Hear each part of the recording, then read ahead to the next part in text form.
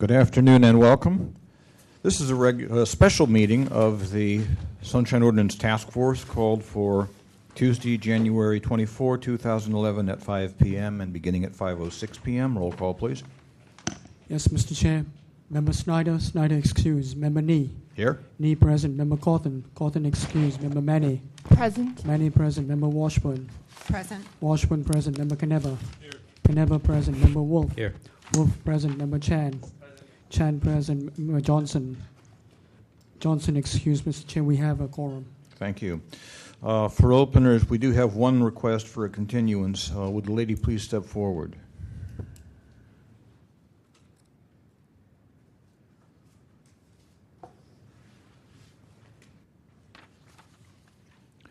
Which item is on the agenda are you referring to?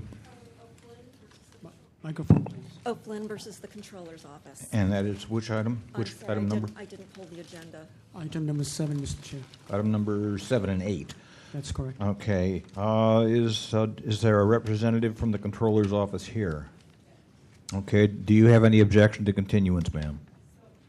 Please step forward.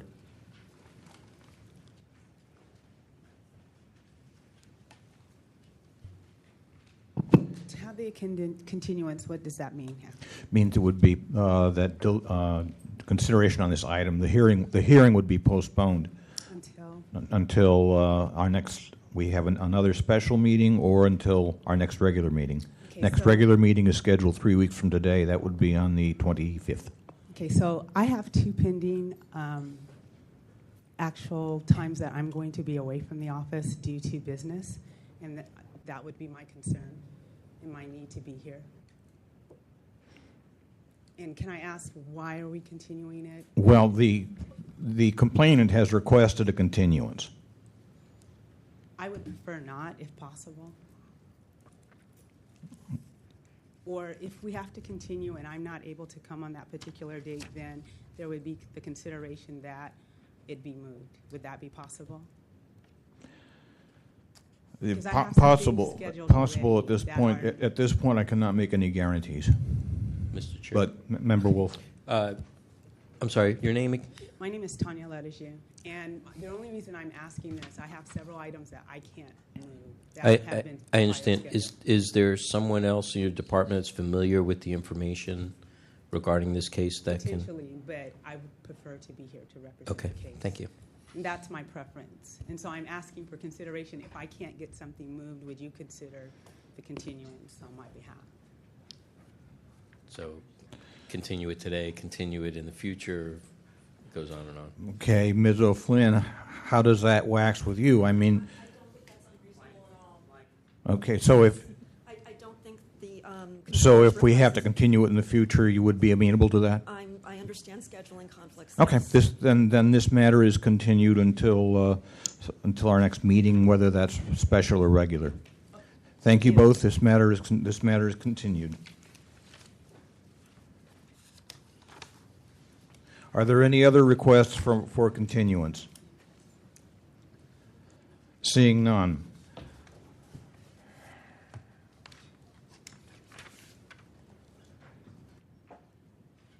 The chair will note that the attorney who was a sitting voting member of the task force is not going to be here today. In addition, the Deputy City Attorney has informed us that he must leave at 9 p.m. Accordingly, at 9 p.m., we will be without an attorney, and that will create some difficulties for us in terms of how to proceed. So it is very, very likely that when the Deputy City Attorney departs, that we will conclude whatever item is in progress at that time, and then we will adjourn. I regret that we have such a long agenda. We've had some items continued from previous meetings because of quorum issues, and we may well have quorum issues tonight too. So we're going to get the agenda moved forward as expeditiously and certainly as thoroughly and as fairly as we can. And with that, Mr. Clerk, would you call the first item, please? Yes, Mr. Chair. The first item is the determination of jurisdiction on complaint filed by Jim. Order, Mr. Chairman. I believe it would be appropriate to take item 30 as the first new item after 5 o'clock. Sir, we usually, the meeting started at 5, and so we will take the, you're talking about general public comment? Okay, we will take that at 6. Sir? To your own rules. Sir? Following your own rules. Okay, I'm just reminding please be seated. Thank you. Mr. Clerk, could you call the first item, please? The first item is the determination of jurisdiction on complaint filed by Jim Flannery against the Department of Public Health for allegedly refusing to provide documents related to lead abatement. Okay. Is there a motion to find jurisdiction? I move we find jurisdiction. Second. Moved and seconded. Discussion. Roll call. On the motion, Member Manny. Aye. Manny, aye. Member Washburn. Aye. Washburn, aye. Member Caneba. Aye. Caneba, aye. Member Wolf. Aye. Wolf, aye. Member Chan. Aye. Chan, aye. Member Johnson. Aye. Johnson, aye. Member Nee. Aye. Nee, aye. Mr. Chair, we have 7 ayes. Thank you. That takes us to the substance of the case. Is Mr. Flannery present?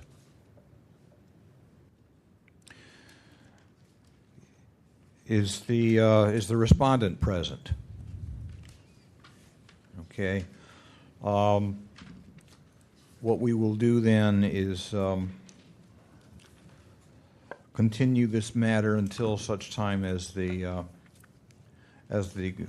complainant appears. Mr. Rustum, has the complainant indicated that he would not be here?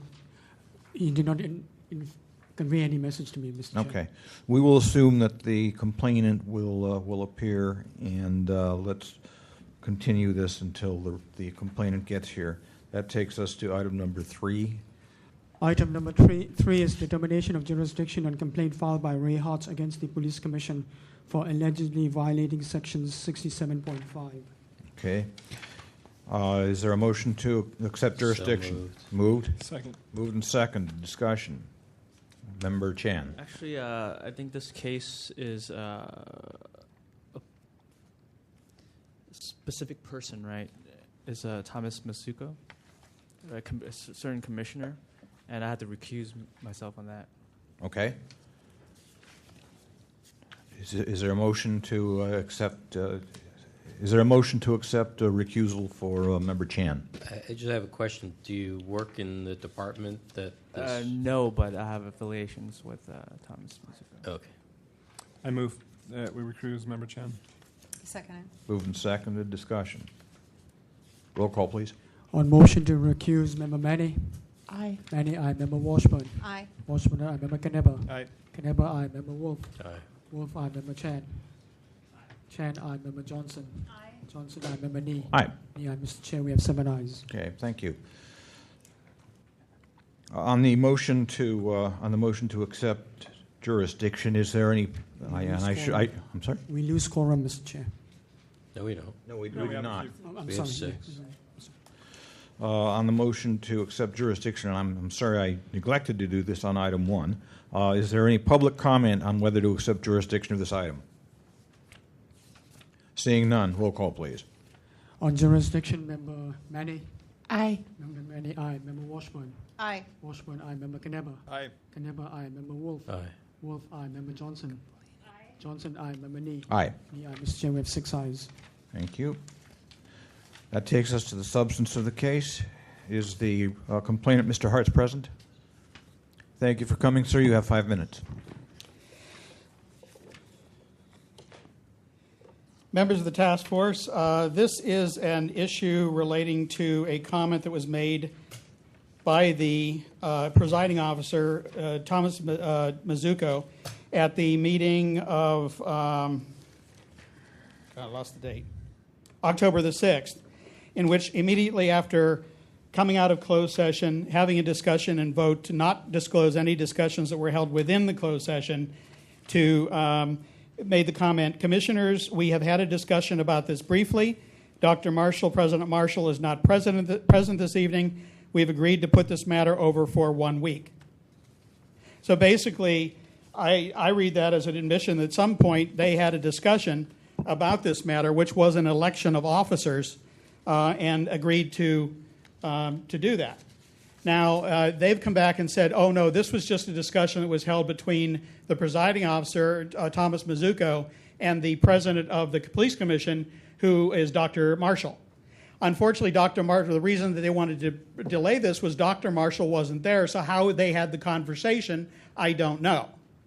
However, if that's the case, then under Section 6715, Public Testimony, subsection E, to facilitate public input, any agenda changes or continuances must be announced by the presiding officer of a policy body at the beginning of the meeting or as soon thereafter as the change or continuance becomes known to such presiding officer. Now, if they had a conversation, and that's what the letter from the police commission says, then they obviously knew about this at the beginning of the meeting and should have brought it up then. Now, I find this also a disagreeable argument because prior to going into closed session, they have a point on the agenda where you discuss going into closed session.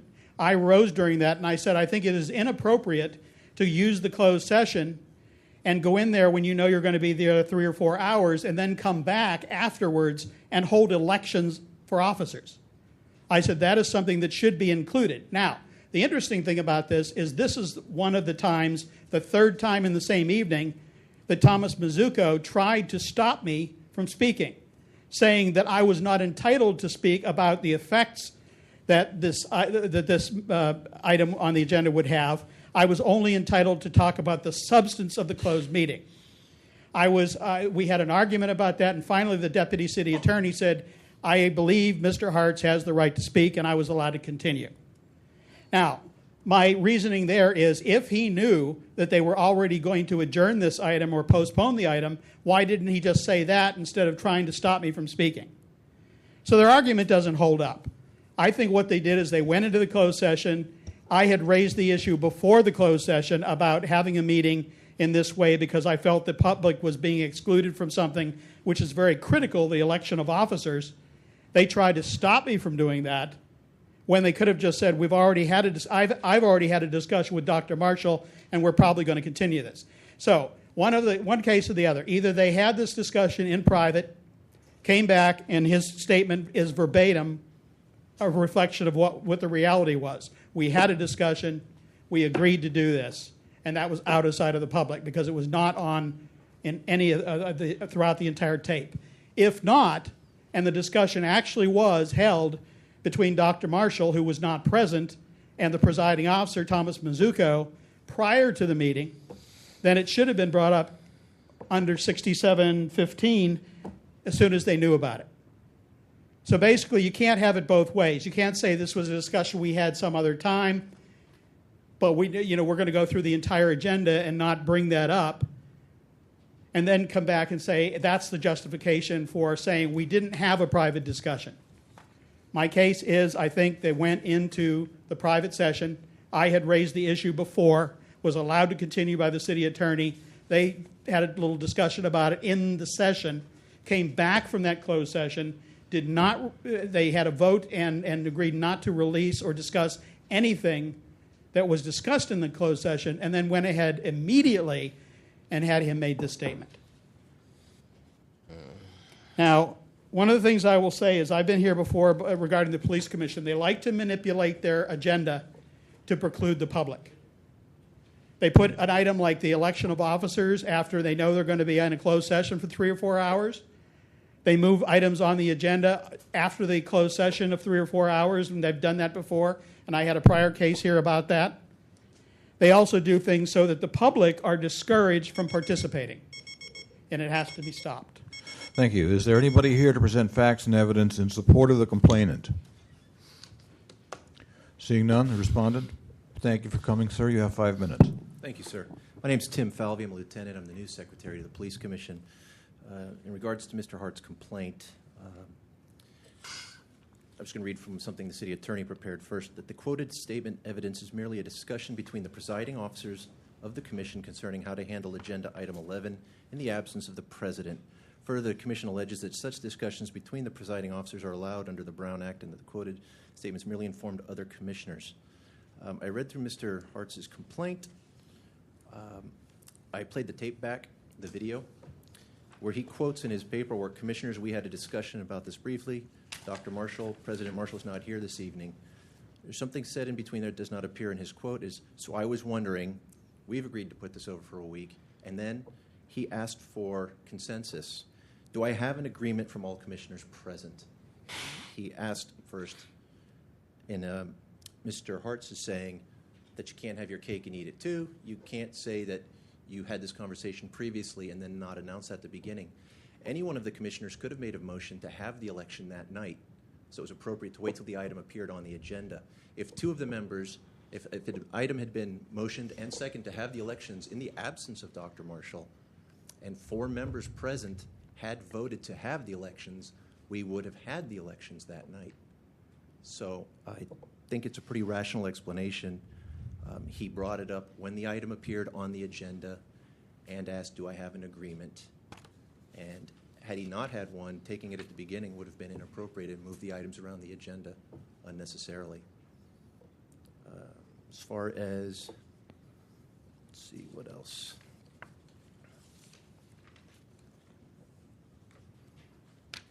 As far as his comments, I believe he was allowed to finish all of his comments that he wanted to make. He stuck around till the end. The statements that the agenda was manipulated to minimize public comment is speculation on his part. I don't have any evidence of that. I mean, the item was, I believe, that night stated. There were many items. So the item of 11, though, the moving it to the next week, the conversation is from a conversation between 2 commissioners previously, not a closed session one. And the fact that we didn't announce it earlier is because the item still could have gone forward on the agenda had 2 people made a motion and a second, and 4 of the commissioners present voted to continue with the elections in the absence of the commissioner. Anything else? Those are the 2 that I had in front of me. Okay. Okay. Thank you. Is there anybody here to present facts and evidence in support of the respondent? Seeing none, matters with the task force for questions. Member Wolf. I'm sorry, officer, I don't remember your name. Officer Falvey. Thank you. What was the closed session item? I don't, because in our documents there isn't even a copy of the agenda for that night. So do you? I don't have a copy of the agenda myself for that night. Typically, closed session items are discipline cases, which, since the Copley ruling, are confidential police personnel matters and are not open to the public unless the officer waives their right to have the confidential hearing. Okay. So typically, they're the assigning of cases that have come in that week. They are the when the commissioners vote on. That's whether okay. to- I don't need the whole. I don't need all the details on that. I'm just trying to get a timeline on how things went that night. From the time was closed session item number 10, and then the elections item number 11. Closed session would have been item 9. I believe item 10 would be a vote on whether to disclose any of the information discussed in closed session. Item 10 would be that item. Then 11 would be the election of officers. Okay. And was the discussion, according to the letter dated October 29th from the commission, it stated that the complainer alleges that a discussion occurred among the members of the commission that resulted in an agreement of the violation of the Brown Act, blah, blah. This is from Lieutenant Joseph Riley. Then he says the reference made was to a discussion between the commission president and vice president, of which you had made reference to with regards to the city attorney's opinion. Right. Okay. And the letter here, I do have it attached if you'd like me to read some of that. Right. Yeah. And the question I have is, when did the commission president and the vice president have this discussion? Before the meeting? Dr. Marshall wasn't at the meeting, so it would have had to been before the meeting and not in closed session. Okay. And so it seems like that according to this letter, there's an admission that they were in agreement to not have the election on the night that he was not going to be present because they prefer, he says it had been the intent of the commission the commission, everybody, to have all 7 members present for elections. So to then say that it could have gone on anyway sounds a little I don't weird believe to me. this was the first night this item appeared on the agenda and had been continued previously. I understand, but we're So, talking about this particular night and the activity that happened that night. So my Yeah. concern is was there discussion beforehand? Was there agreement among the presiding officer and then the presiding officer of that evening to hold off on elections? Why did he wait so long in the meeting to make that announcement when it should have been made at the beginning of the meeting? he wanted the consensus. If you listen to the tape, he asked, like I read the quote, do I have agreement from all commissioners present? He wanted the consent of the whole commission to put it over and not just decide it, the 2 of them. But he says it had been the intent of the commission to have all 7 members present for elections, so that discussion must have happened sometime prior with the whole commission. There must have been some agreement. It says it had been the intent of the commission The commission. in toto, okay, to have all 7 members present. It wasn't just not just a decision between the president and the vice president. It was the intent of everybody to do this. So These elections are typically held in April and had been put off due to a lack of sufficient numbers as we were down a few commissioners. Right. And so I believe it was the previous intent that they wanted as many commissioners present as possible to have those elections. And so I don't think this indicates an intent among the whole commission prior to the meeting that night based on this conversation. I believe it was just their understanding that the commissioners preferred to have all of the members present for the election. I left can't. it for- The but problem he could have been voted down that night. That was my point. He could have, when he brought it up, he said, do we have an agreement? Because had someone made a motion and it had been seconded and four They of the could have gone commissioners- forward. they I could have gone realize forward. that. So I it understand hadn't- that, but you can't speculate on what they were thinking or doing. No, but I can tell you based on that, it hadn't been decided yet. I know, but I'm reading what the secretary of the commission has written here, that it was the intent of the commission. Okay, so that means there was prior discussion to not move this item forward unless all 7 members were there. So the complainant is saying that's in violation of the Sunshine Ordinance because under the Sunshine Ordinance it must be announced at the beginning of the meeting. If that was the intent, you don't wait to the middle of the meeting to then say we're not going to do it. People show up, they take time off of their day, they make plans, whatever. If it's not going to be held at that meeting, then, Like I said earlier, it's my belief that that's the understanding of what previously had been discussed at other meetings. But my point I here- understand, but I can only go by the evidence that's in front of me, okay? And I understand your testimony, but it's not, it doesn't, what you're telling me as far as what your feeling or your speculation might be on what they might have said or what their intention might have been a long time ago may be one thing, but this is dated October 29th. And the Secretary is making a definitive statement that it had been the intent to have all 7 members there. So, I mean, we're talking about like a technical detail here, but that's exactly what's happening here. So my concern is that the Sunshine Ordinance was violated because it was well known before the meeting. The president and the vice president had a discussion. It was by their own admission that the intent of the commission was to have all the members. It doesn't say the intent of the president or the vice president, which is in the same paragraph in this letter. Okay? It starts out saying it was a discussion between the president and the vice president, and then the last line it says it had been the intent of the commission. That's pretty all-consuming to me. So, to me, I'm inclined to agree with the complainant that the announcement of this was incorrect. Okay, well, That's all I have. Thank you. all right. Member Johnson? While you're there, the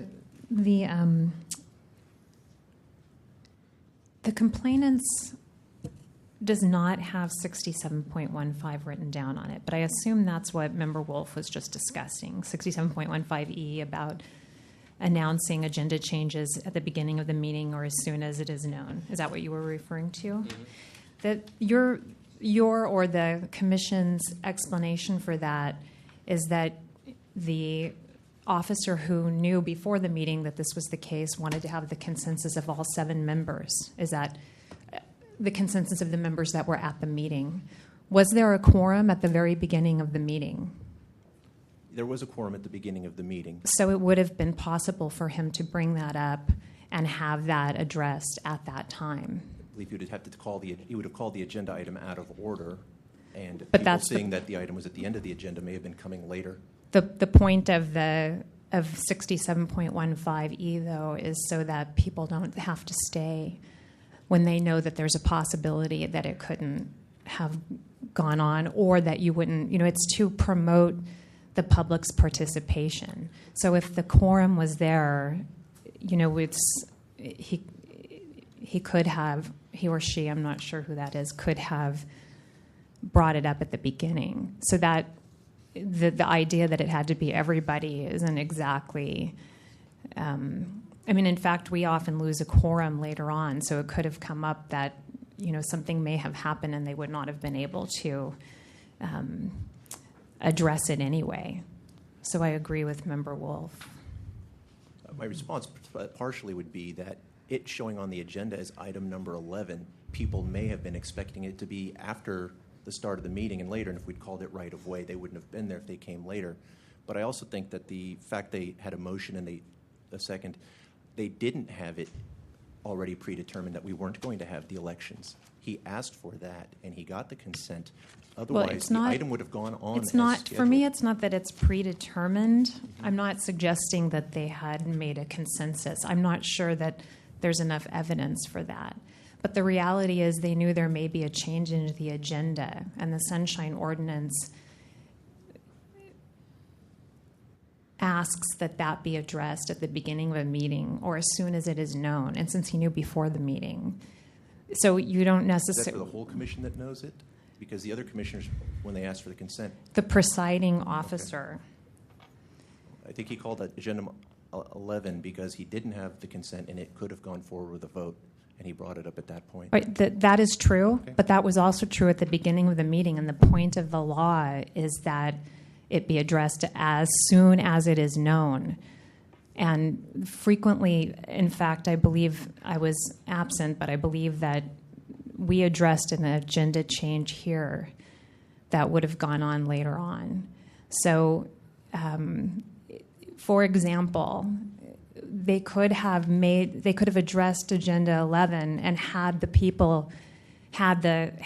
the commissioners chosen to move forward with the election, held it over until item 11 came up, knowing that it would no longer be a change.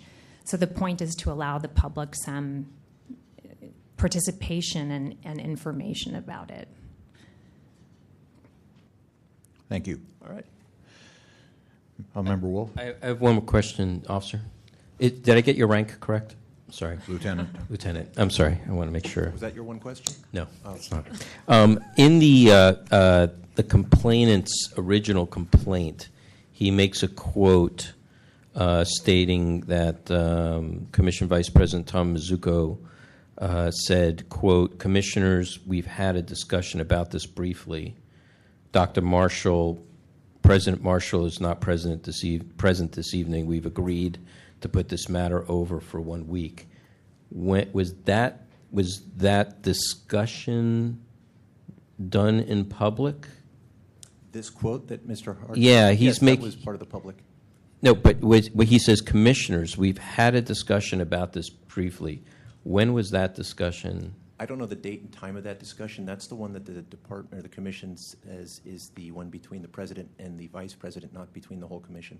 Oh, so when he says we've had a discussion, he means himself and the president? I believe the reason we are standing here is the department's contention is that we means commission president and vice president, and Mr. Hart says it means whole commission.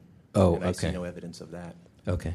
And Right. also, I'd like to add that's in that quote is where I added that a part was missing, was between the part Marshall is not present this evening, there is audible on the tape. So I was wondering, so he's trying, that's when he starts initiating the consent discussion. I was wondering, we've agreed to put this matter over for a week. Do I have an agreement from all commissioners present? That's when the item came up for that. Okay, thank you. You're welcome. Mr. Hartz? Thank you, Lieutenant. Yes. So when you made this complaint, what was your interpretation or perspective of what happened that night? Prior to going into closed session, I again raised the fact that going into closed session, you know, is going to last 3 or 4 hours, and then coming back and holding something as important as election of officers is a disservice to the public. And they basically tried to stop. First, they tried to stop me from saying it all, but then when the deputy city attorney says Mr. Hart should be allowed to continue, I did. And my interpretation of this, since it was immediately after coming out of closed session, voting not to disclose anything discussed in closed session, I read it and I said, so when did they have this discussion? And who is the commissioners? He was addressing the commissioners. He didn't say, commissioners, Dr. Marshall and I have had a discussion about this. He said, commissioners, we've had a discussion about this, and we've agreed to do this. So you disagree with the respondents? Yes, I disagree with that. Mm-hmm. But if you can't find supportive document for that, I think at a minimum, then this discussion, as he has said, happened between the presiding officer, Thomas Mazuka, who is the vice president of the commission, and John Marshall, who at that time was the president of the commission prior to the meeting. And if that is the case, and that agreement was between them, then if that's what this is saying, and that's what that's what I get from what the officer has just said, then that should have been brought up at the beginning, saying, members of the public, item number 12 is election of officers, and I've discussed this with Dr. Marshall, and I think generally it's the feeling of the board we want to have all the members present, and so I'd like to make a change in the agenda at this time. So your intention of your complaint, is it for that? Was that the intention of your complaint, or was your intention of the complaint was that there was an inappropriate, there was a quorum, a secret quorum? At the initial complaint as filed was that. I really did feel that they had an informal or some sort of a discussion while they were in closed session, which the public was not privy to, and that's why I read it. And I don't think reading what this says verbatim, and he says there's something else in the middle, there may be something after, there is definitely something after that, but I was very careful to go, I have the recording, and I went to the recording and listened to this, and what I have quoted is as quoted. And so basically what I'm saying is if they have that discussion, that's a violation of the Brown Act. If they're saying, and then afterwards they gave a reply saying, oh, that's what it says, but it isn't what it meant. Now they're saying it means all these other things. And I'm saying, well, if that's what you're saying it means, then as Mr. Member Johnson said, and I think you have said, then this was a discussion held prior to the meeting between the vice president and president of the police commission, and it should have been changed. But that then makes it a different case. Okay, the case that you're making is that they had discussed some kind of discussion during closed session that was not publicly made available. Correct. But the case that Member Johnson and I were bringing out was that they had opportunity to present it at the beginning of the meeting when they should have, and shouldn't have done it at the time that they did. So it's the kind of two different I understand that. issues. That's why I asked what was your intention? My original complaint was the fact that I believe they held in the closed session, they held a discussion about this very item and made the decision at that time, because logically, I really do feel that if they had had this prior to the meeting, when I tried to talk about it before they went into closed session, instead of trying to keep me from speaking at all, he would have said basically, we've had a discussion, and they would have made this comment then. Okay. But they didn't. Okay, thank you. Lieutenant, one more question, please. Are the closed sessions, are there any notes, minutes, recordings of the closed sessions? They're discipline cases, and I believe they're recorded in the event that the officer appeals his discipline to the superior court. They may subpoena it for that purpose, but otherwise it's a confidential document for personal purposes. I understand. Just it's always a contention in this or that commission or board whether minutes are to be recorded in either written format or recording. And my question, it's just a matter of there may be a record of that, and if it's the task force pleasure to try to look to pursue it any further, I probably would ask our legal counsel, DCA 3, what would the process be in order to meet the public's, the complainants' to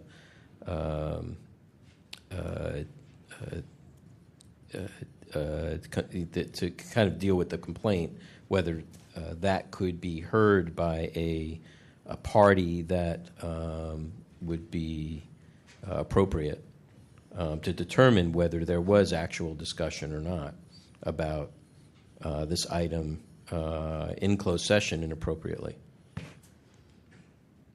Mr. Threed. Member Wolf, I'm not unfortunately sure what you're asking me. Can you restate your question? So if as the lieutenant had testified, the closed session was recorded in whole or in part, is there any process to allow? We certainly can't. I don't know that we have any authority over it, but is there some other authority or some other process by which that recording could be heard for the purposes of meeting the evidence for this complaint to determine whether there was actual discussion of outside of the agendized closed session item? Any other spurious discussion? Member Wolf, I'm not familiar with the confidentiality provision that is being talked about by the respondent, so I wouldn't be able to answer that question without researching the matter. And I'd have to know which confidentiality provision he's referring to. Right. Okay. So, members, I'm just posing that forward because I think that's the only way to know. It's hard for us to speculate that discussion was actually took place in a closed session that resulted in this announcement, that a decision was made regarding this announcement. Obviously, the public cannot be aware of it because it was during a closed session, and only those members that were in the Lieutenant. Thank you. You can sit down. Obviously, there's no way for us to know. I'm just trying to see if it's the will of this body to find a process by which we can meet the complainants' the evidence. Mr. Threed. I think I more fully understand the question you're asking. You're asking, is there a process by which the task force can become aware of the contents of the closed session? And as far as I understand, the only process where confidential information can be disclosed in a court, unless it's ordered otherwise, is through a in-camera review. There is no process such as that provided for the task force. Right. So my question to you is there a process somewhere else in the city's purview where that could be done, only to identify whether discussion of this particular item was made during that closed session, not on any other detail? Well, Member Wolf, the task force processes are its processes. The task force doesn't have access to the processes of other city departments or policy bodies or agencies to do its work. If we were to make a request of another department to help us out with it, the question is does it exist? I don't know the answer to the question. Okay. Yeah. Great. Thank you. Okay. Mr. Hart, please. Just have a quick question for you. I just wanted to clarify something. Certainly. With respect to your complaint about being cut off during public comment, I believe Lieutenant Falvey said that you were, in fact, allowed to complete, after the interruption took place, you were allowed to complete your comments. Is that correct? Okay, he is conflating two different cases. I had another case which was basically I spoke 2 times in one evening, Right. and the second time I was stopped from speaking. Right. This particular evening, I spoke 3 times and was interrupted by Thomas Mizuko, every one of those 3 times, and was allowed to continue every one of those 3 times. Okay. Thank you. Member Johnson. Mr. Hartz.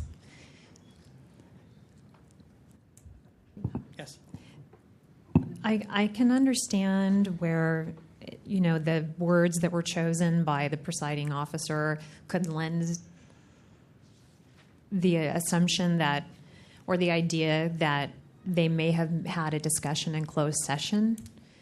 But do you feel, after hearing the explanation here, do you feel that since you were there and you were present and this is your complaint,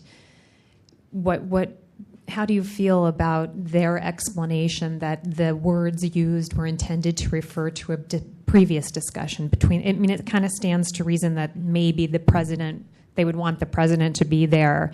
I'm not saying you have to accept that, but I'm wondering what you think about their explanation. As again, if you take it as simply one part of the meeting, then maybe that might carry some water.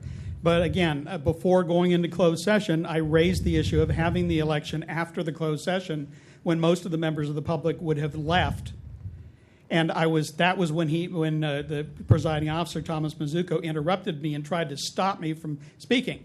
Now, common sense to me seems to say, if he hadn't talked about this in the beginning, at that point, rather than fighting with me and trying to deny me the right to raise the issue, he could have simply said, well, as a matter of fact, the president of the commission and I had a discussion before, and we're probably going to change this anyway.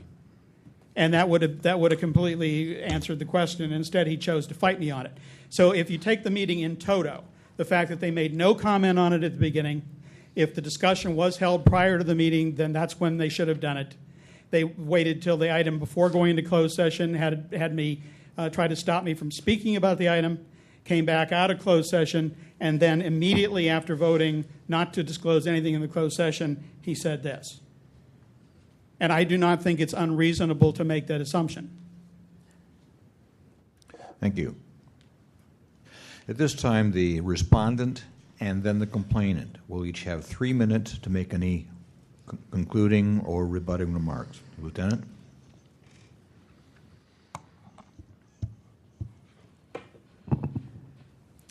Just reiterating what I said earlier about the facts as I presented them. One thing I'd mention, he said I'm confusing 2 cases, yet in his complaint he talks about the fact that he was interrupted and then allowed to continue. So it's in his own complaint. Second, my first time here, I'm more used to criminal court, but in his complaint he doesn't complain anything about the item being that we didn't have the motion earlier to decide. We waited till the agenda item came up or it was decided at that point. The only complaint he made is that we had a conversation in private that he was unaware of, and he hasn't presented any evidence of that. When I've explained, I believe, a reasonable explanation between 2 people on a phone call, which is less than a quorum, which was basically the point of the letter from Commission Secretary at the time, Joe Riley.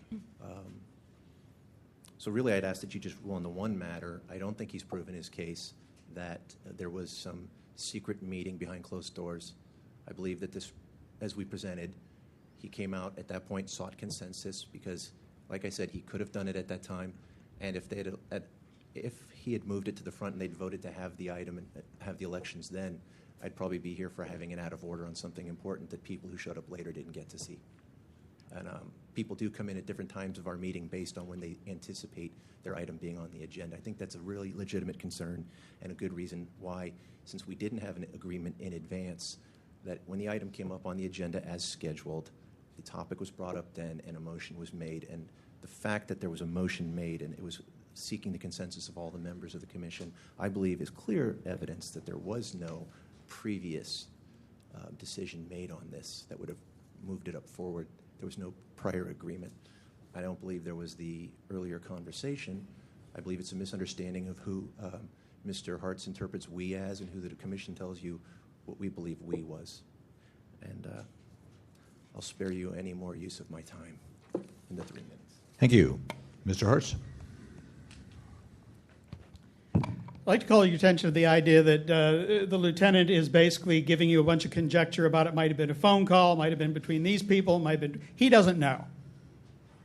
But the bottom line was they had this discussion at some point. I think you have it within your power to find any violation of sunshine. I based my violation on what I actually thought the violation was. They came back with a contrary explanation. And I'm saying that if that contrary explanation is true and you accept their case at face value, then I believe they violated the additional portion of sunshine by not announcing it at the beginning. I think that's a pretty logical thing. You know, I can't make every argument that they might. I can't bring a violation against every argument they might make against the one I originally filed. And that's what they did here. They filed a statement saying, well, Mr. Hartz's argument is not valid because this is actually what happened. And then you take what they actually did, and it violated another part of sunshine. And I think you have it certainly within your authority to say, well, you know, you said that this is, Mr. Hart said this is what you did. You say, no, you didn't. You did something else. But what you did was a violation of sunshine also. And I don't think it's unreasonable for you to find it, even though I didn't put it in. Like, I could put in, you know, if we could make this ad nauseum and I could put in 15 different sections that I think they might have violated or whatever.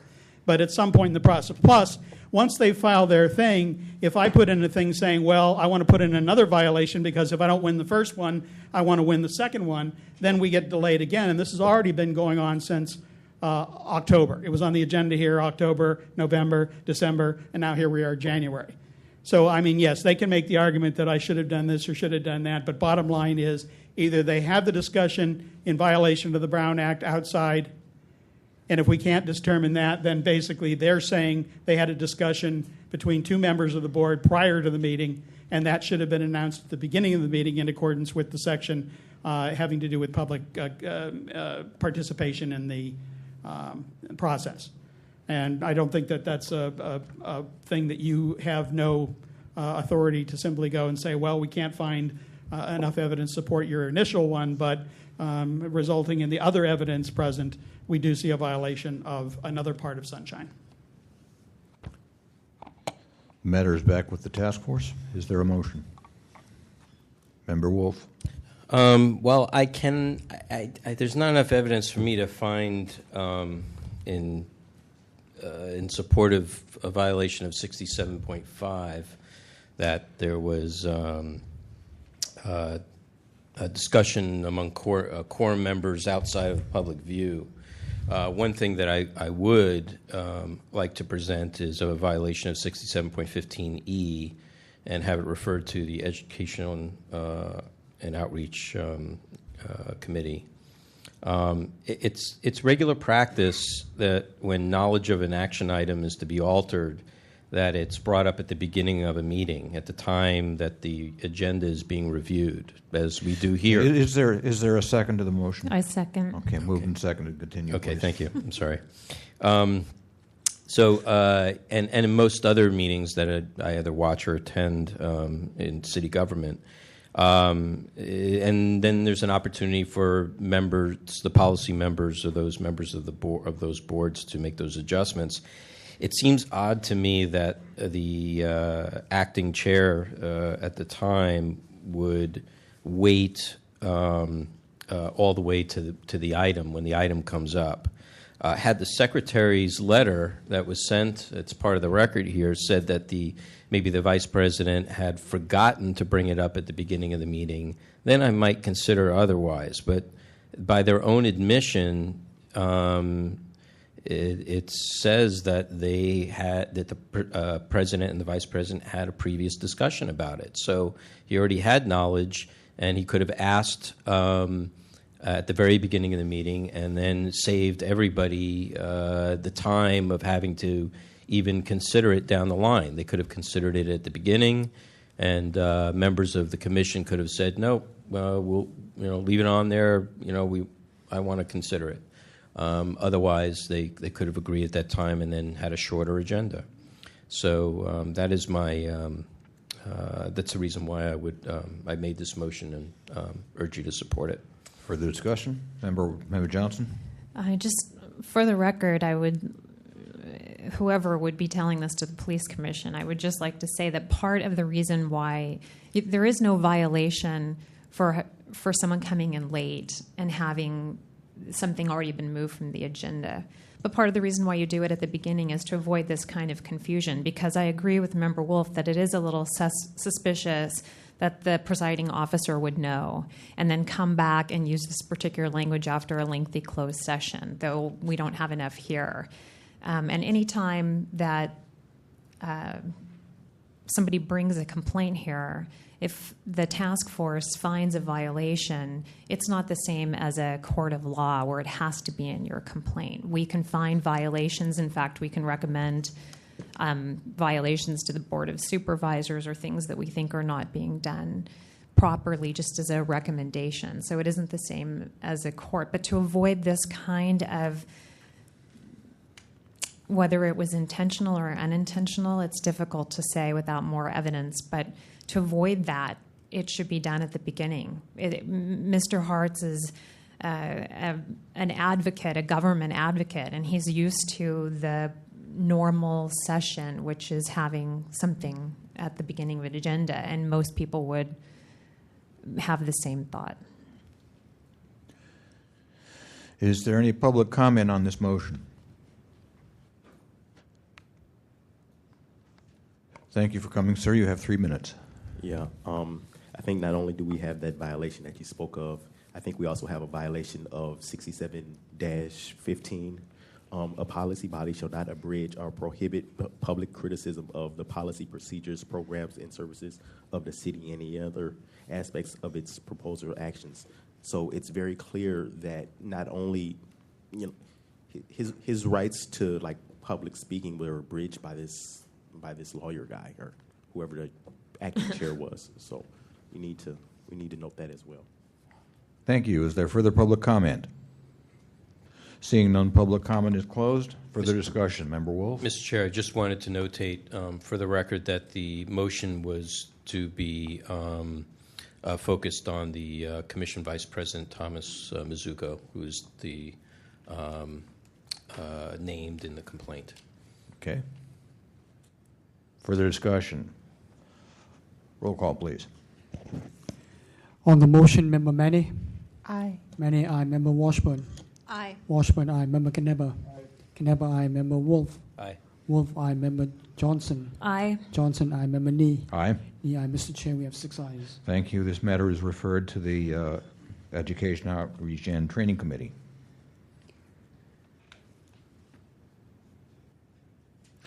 Chair will again ask, is Mr. Flannery present? Okay, Mr. Flannery is not present. Mr. Clerk, would you call the next item? No, it's 6 o'clock. At this time, we will take public comment on items not on tonight's agenda. Ma'am? Hi, I'm Amanda Smith. I'm representing the Department of Public Health, and I've been adamant about presenting and putting aside my own personal life agenda to be here, and he is well aware that he should be here today. I think he might have realized that this wasn't the place for him to go, and I would still like to present the case as it is 6 p.m. Okay, please be seated. Is there public comment on, is there general public comment on non-agendized items? Thank you for coming, sir. You have 3 minutes. I hope everybody had a chance to read the memo I circulated yesterday regarding the 6-vote rule. The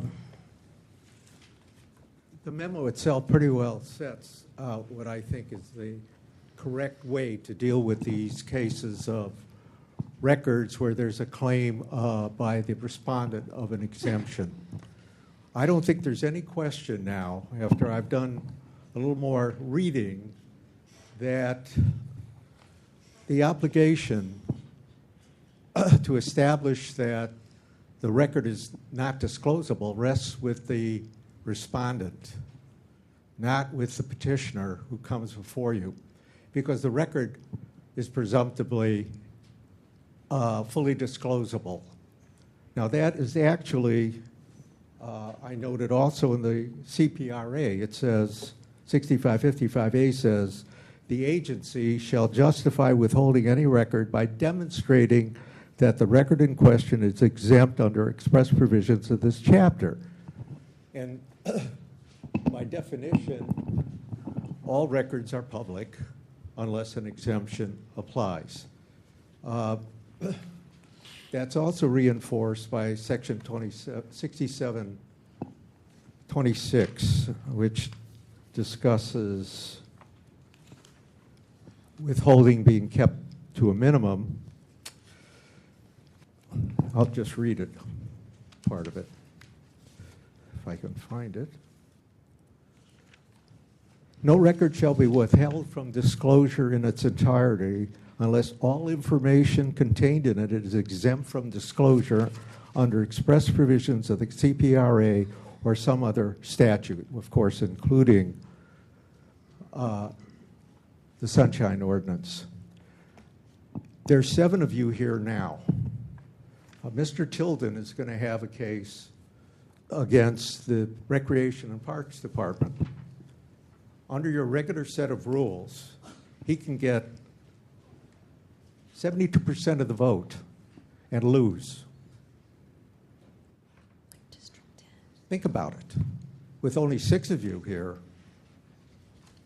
he could end up with 83% of the vote and lose.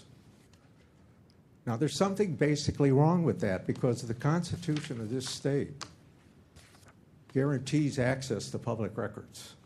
So any way that is designed to prevent that access has to really be tested at all levels. Not just, is it the law, but is it fair? Does it work? And is it inherently something that people will respect? And this process that you are following now with these record cases does not work. People don't respect it because they get almost all the votes and they lose. I mean, what sense is that? So I think, to be honest with you, and I'm glad Mr. Threed is here because the debate is really not with the task force and Alan Grossman. The debate is between Alan Grossman and the city attorney's office. Because the city attorney's office, Okay, sir, notwithstanding your 3 minutes, the your 3 minutes have expired. Pardon? Your 3 minutes have expired. This is pretty important stuff. And It is very important, sir. I agree with you, but your 3 minutes have expired, sir. Is there further public comment on non-agendized items? I actually resent that because Mr. Snyder's Please not be here. seated, Mr. Grossman.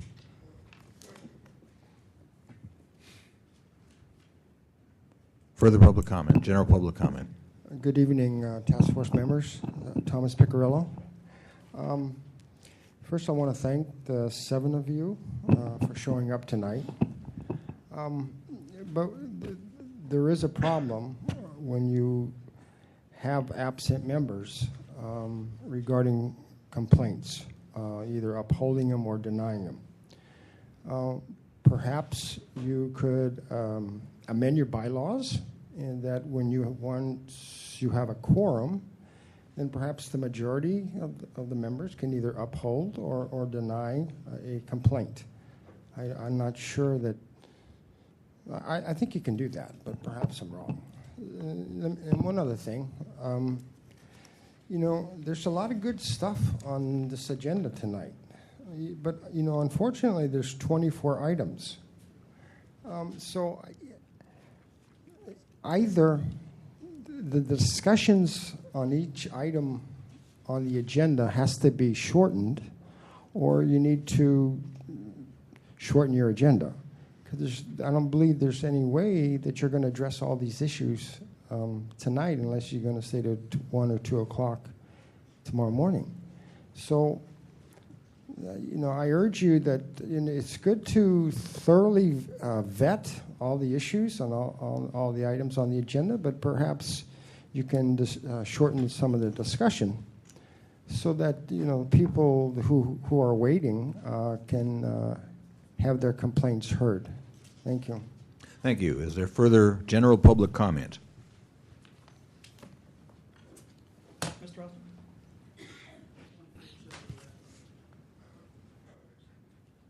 Members of the Commission, Ray Hartz, Director, San Francisco Open Government. And I want to call your attention to a recent decision issued by the United States Court of Appeals for the Ninth Circuit. It was a unanimous decision remanding a case called City of Santa Cruz, Robert Norris versus the City of Santa Cruz, Christopher Crone, Tim Fitzmaurice, Scott Kennedy, and Lorraine Baker. And basically, this was a case relating to a free issue. I think most of you have probably seen some reference to it. It was where he was standing in the back of the room, and when public comment was closed and a woman was told to just sit down and they refused to let her speak, as she went past him, he just went like this, and the meeting went on. Then one of the commission members said, "I don't like that. That's insulting the thing." And he was the one who actually disrupted the meeting. So they sent this back and said unanimously that they have to go back and they have to reconsider this and give him an opportunity to make his case and have his case be heard in the district court. Now, another issue that was raised is also one of immunity. And it is a question as to whether or not someone serving on a board, whether it's a board of supervisors or any other board or commission, has total immunity for their actions. In other words, if I'm a person and I do something which I know is not legal, I can't be protected by immunity. So if I'm a lawyer and I sit on a panel like this and I stop someone from speaking, even though I know they have the right to speak, people rely on the fact that I'm on this commission and therefore the law says I'm immune. And I think that is a travesty of justice. It allows people to manipulate and it allows people to go outside the law and violate the most important part of their oath, which is to defend and support the Constitution of the United States. Very frankly, if you can't stand the heat, get out of the kitchen. If someone comes up and says something you don't like, sit there and listen. If someone says something with which you disagree, that is viewpoint discrimination if you try to stop them. And I think most people are smart enough to know that. Unfortunately, I've seen in a number of commissions where people have gotten the idea that because they're sitting on a commission, they can ignore their vote to support their oath to support the Constitution and can simply interrupt someone based on some specious argument that they want to make that, oh, this isn't the right place. I had one situation where it was an agenda item, so I didn't comment in the general comment section, but when I got to the agenda item, they said, well, you can't talk about this, you're restricted to talking about these things. And that isn't what the Constitution says. The Constitution says if I think what you're doing is wrong, I have the right to say. And trying to sit it up in a situation where there's no point in the agenda where I can talk about a specific item and petition the government for a correction, a redress of grievances, that's unconstitutional. And I think this one is going to be a very important case in deciding whether someone in the public can be stopped by someone for invalid reasons. Thank you. Is there further general public comment? Good evening, President and Commissioners. Before I start, can I give my 3 minutes to Mr. Grossman? Is that possible? I don't believe so. Okay. Sorry. Anyway, I agree with Mr. Grossman. It's a real injustice to the people. For us to you all do an admirable job. I mean, there's no question there. For the complainants to have to get 6 out of 6 votes, that's ludicrous. I mean, I can't fathom that every time I come before you. The respondent, this is a joke to them. I mean, they don't even have to show up. They don't have to get any votes at all almost because they know the odds are against the people. That's all I want to say. Thank you. Thank you. Is there further general public comment? Seeing none, general public. Sir? Yeah, their points are very well taken. I figure somebody needs to review the bylaws and figure out, should we allow excessive, possibly unexcused absences. I think the other thing that I'm also going to bring up again is that I would like to see some more conversation regarding the 2011 draft standards of the Sunshine Ordinance. So you have a 2011 draft, and I'm just looking to see if you'll discuss that. I think some of the issues were very important, so hopefully you can work with that. And also, the Local Homeless Coordinating Board had something regarding you and what you do on your agenda, and I'm just hoping that y'all can make that connection happen, where that they can be properly trained regarding the Sunshine Ordinance, its rules and regulations. Thank you. Is there further general public comment? Hi, Deborah Benedict. I have an agenda item at the 21st mark, so I likely am going to be bumped this evening. However, I have to say that I didn't understand until the last couple of public comments that the deck really seems to be stacked against individuals like myself who have complaints against obvious, withholding of information in requests. It's more than discouraging to think that it requires virtually every single one of you to agree. I don't know about you, but I've never found a group that's agreed about everything simultaneously. And it really does feel like the deck is stacked and not in my favor. Thank you. Thank you. Is there further general public comment? Seeing none, general public comment is closed. Is Mr. Flannery in the room? I am inclined to move for a continuance of this item. The respondent is here responsibly, as she has been asked to. She's been asked to be present. She's responsibly shown up. And Member Kneber? I would respectfully ask that it be tabled because we have no indication from the complainant why they're not here or any request to continue. The respondent is not. The respondent is not asking. She might come up and ask to continue, but I think it'd be more proper to table it and have it be available to be brought back if wanted, but not to be. It doesn't. I don't see a need to continue. Okay. Is that a motion? I move. So move. Is there a second? Second. Moved and seconded. Discussion. Member Wolf? Yeah, my concern about this, on both sides, complainants and respondents not showing up. When I first came to the task force in 2005, there were times where we continued on with the case with the absent complainant or respondent, and based upon whatever evidence that was presented, and either made the case or not, or dismissed it. And I think in some way, shape, or form, to kind of purge our agenda in some kind of way, if Mr. Flannery really thinks that this is important to him, he can refile it.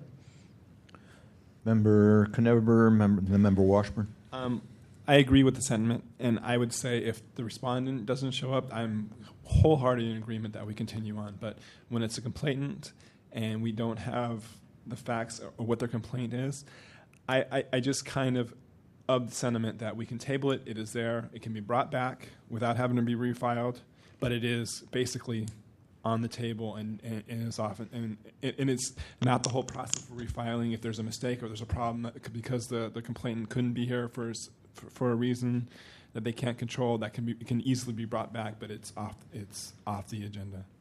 Then I would ask Member Washburn? I agree with Member Kneber, and I also want to say that we have a very large agenda, and we should try not to speak overly long about things, and let's make a good faith effort to move things forward, and that's why I seconded the motion to table this. Member Wolf? I would just say on a point of parliamentary procedure, if you table it, it's only good until the next meeting, and then it I don't believe that's true. No, I don't believe that's Robert's true. rules. Robert's rules. According to my understanding of Robert's rules is that a motion to table means it's off the table indefinitely until somebody brings it back. No, that's not my understanding. Does anybody here have a copy of Robert's Rules?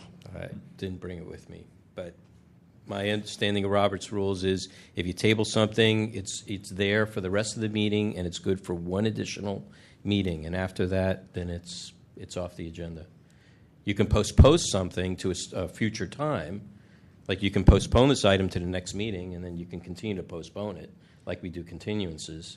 It's the same, virtually the same thing. Well, Member Knebber? But I think that is the intent. It's there for this meeting. It's there for the next meeting. After that, it's gone. And I think that is the intent here. If the complainant wasn't able to show up this meeting, maybe there's a problem. They show up next meeting and say, I'm sorry I wasn't able here. Then it's able to be brought back. After that, I do believe it is proper for it to fall off the table and be out of. Then I'll support this. Member Chan? Can you call the question? Roll call, please. On the motion, Member Manny? Aye. Manny, aye. Member Washburn? Aye. Washburn, aye. Member Knebber? Aye. Knebber, aye. Member Wolf? Aye. Wolf, aye. Member Chan? Aye. Chan, aye. Member Johnson? Aye. Johnson, aye. Member Nee? Aye. Nee, aye. Mr. Chair, we have 7 ayes. Thank you. The respondent, we thank you very much for appearing tonight. Did you have something you wish to say? So does that mean that I have to come back again? Only if the matter is brought back. Okay. I would just love to clear our name in this because I brought a lot of evidence here for you today. So there's no way that we can move forward with it? At the moment, no. It's off the table. Okay, so we're free to leave then? Yes, you are. Thank you very much. Thank you for coming. Next item, please. The next item is the continued hearing on complaint filed by Cal Tilden against the Recreation and Park Department for allegedly withholding documents related to the Stowe Lake concession lease. Is Mr. Tilden present?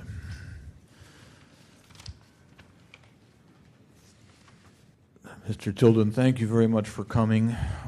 We know that this has dragged on for a long, long time for a number of reasons. We appreciate your patience and your persistence. You have 5 minutes. Please proceed. Thank you. Good evening. As it has been a long time, and my first testimony was in September, let me reintroduce my connection to the boat concession. My father started the boat concession in 1943, 67 years ago, and I received my first paycheck there in 1949, 61 years ago. So I've been an employee, I've been an owner, I've been an advisor. I'm currently a helpful uncle to the present concessionaire. I have really 2 items tonight. One is a clarification of what took place in the September meeting, the October meeting. Someone on the task force asked Nick Kinsey if using an RFQ was normal practice at the Park and Rec Department, and he responded, yes, it was. That was a misleading answer. I went back on the internet, and the best I could find were 9 recent leasing events. 6 were RFPs, 3 were RFQs. But of the 3 RFQs, one was for the yacht harbor, which stated to qualify with RFP to follow. So it was a true use of an RFQ.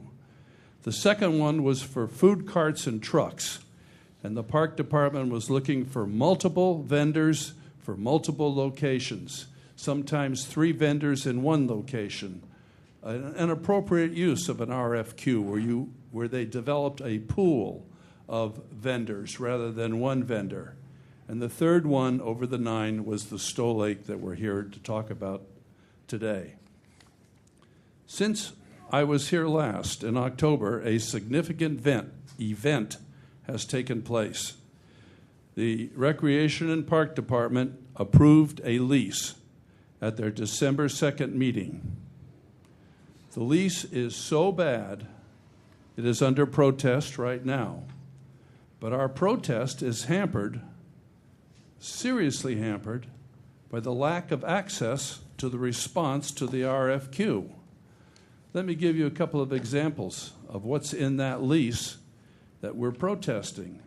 The rent, Ortega, guaranteed $140,000 a year. Stoll Lake Corporation has guaranteed $215,000 a year.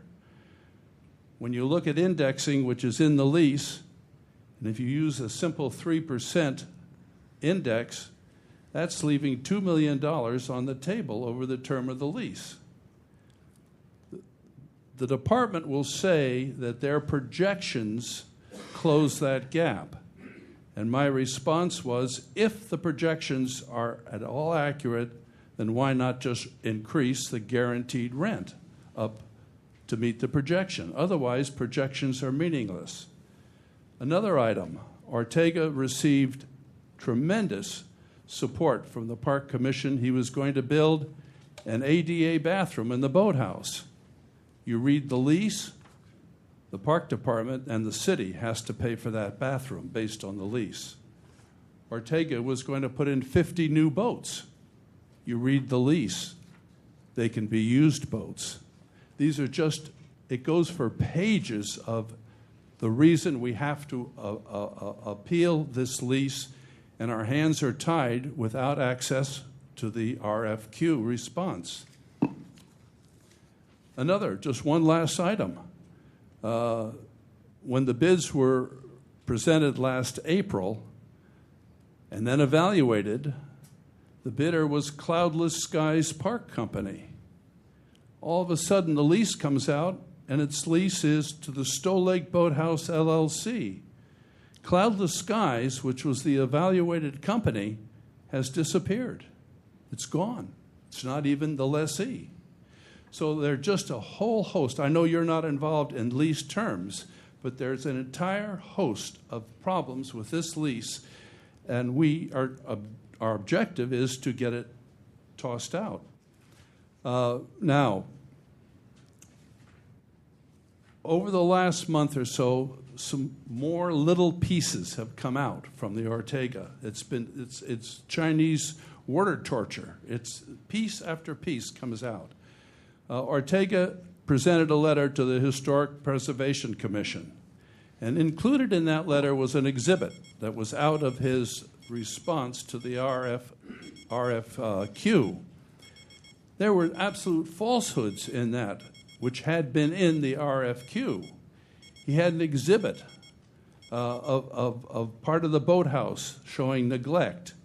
That part wasn't even part of the leased premises. Could you kind of wrap up, please? Your 5 minutes have concluded.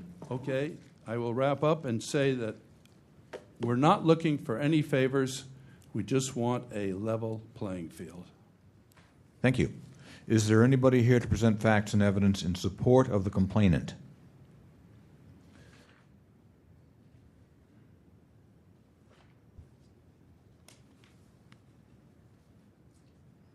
I'm not sure of your terminology, but I think that's in support of Mr. Tilden. Yes, sir. Okay, sorry. My name is Bruce McClellan. I am the current concessionaire and Cal Tilden's nephew at the Stoll Lake concession. Just to repeat, we've been out there for over 60 years, 3 generations. My children are working out there. That's 4 generations. But the significance of all those years is that we have been through the bid process a number of times, and it has always been on a level playing field. And for some reason this time, there have been a number of problems, which Cal has touched on with the whole process. Rec and Park has approved a lease on December 2nd, and now it's time for public comment and our protest. We have filed our protest, but much of our protest is going to be based on the original bid submitted by Ortega. Ortega is the preferred concessionaire by the Rec and Park staff. Instead of making the document available, Rec and Park has decided to only release the information that suits their ultimate goals. They are very selective in what they've been putting out and leaking to the public. And probably the stuff that they aren't leaking out would be damaging to their case. They are hiding behind the RFP rules rather than the RFQ rules. We need the document to complete our protest. It seems like the information is going to be withheld until after everything is signed, sealed, and delivered, at which time they think my protest is going to be impaired. Maybe that'll be the case in most situations, But that's what attorneys are for. It's a circumstance we would prefer to avoid. But without having the original bid, the information that they have leaked out seems to be at odds with everything else. So what the whole purpose of this sunshine protest or sunshine filing is to have this document released. All we want is to see how everything tracks to where we are today. And it doesn't seem like an unreasonable request. We're not looking for any special favors. All we want is a level playing field. Thank you for your time. Thank you. Is there anybody else to present facts and evidence in support of the complainant? Seeing none, is the respondent present?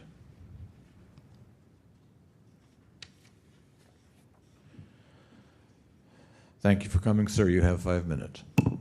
Nick Kinsey, Assistant Director of Property and Concessions Management for the Parks Department.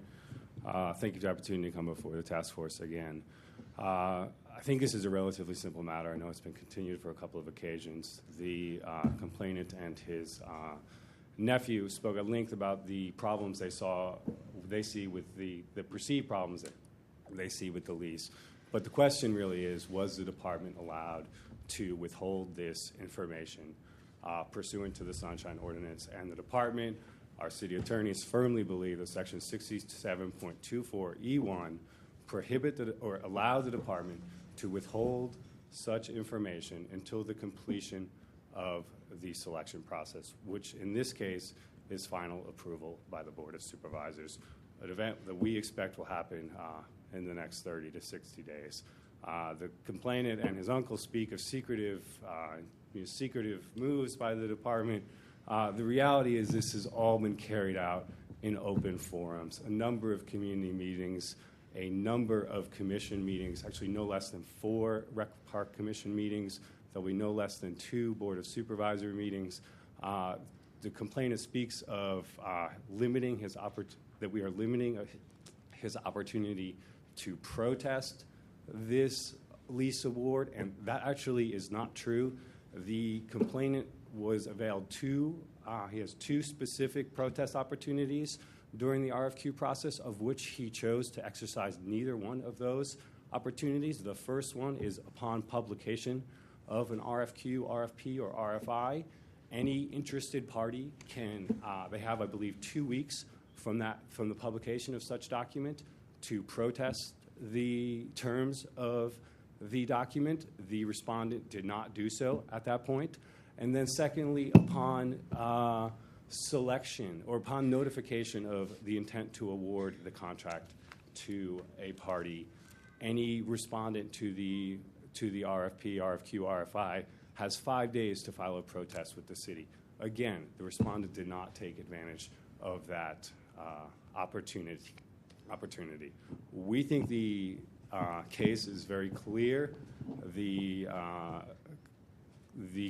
complainant's efforts to muddy the waters with his perceived shortcomings of the Ortega lease I think are really not germane to the discussion today. Those are questions that are more appropriately addressed at the Recreation and Parks Commission, where they have been addressed, and additionally at the Board of Supervisors, where this lease will be going. And should the complainant there be able to make his case and to prevail, the Board of Supervisors would presumably not award a contract that, as he states, is worth $2 million less than what he's offering. The department obviously doesn't agree with his characterizations, but that is the appropriate avenue for those complaints. The question before us is, was the department permitted to withhold the information? The department believes so. In the Dumont versus Recreation and Parks Commission case, which I believe this task force heard in June of this year, a very similar issue was heard of whether or not the department was allowed to withhold this information until completion of the competitive process. And the department, the task force found that there was no violation, that the department was indeed permitted to withhold the information at that point requested. The task force asked the department, certain task force members suggested that the department should be more forthcoming in this, but no violation was made for not withholding the information. There was a violation for not providing the appropriate statutory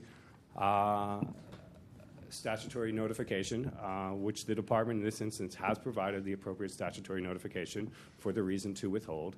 And the department acted in accordance with, frankly, the direction that was received from this task force. And so now, after being here, this is the fourth occasion that both the complainant and the department have been here. We hope that we're able to resolve this.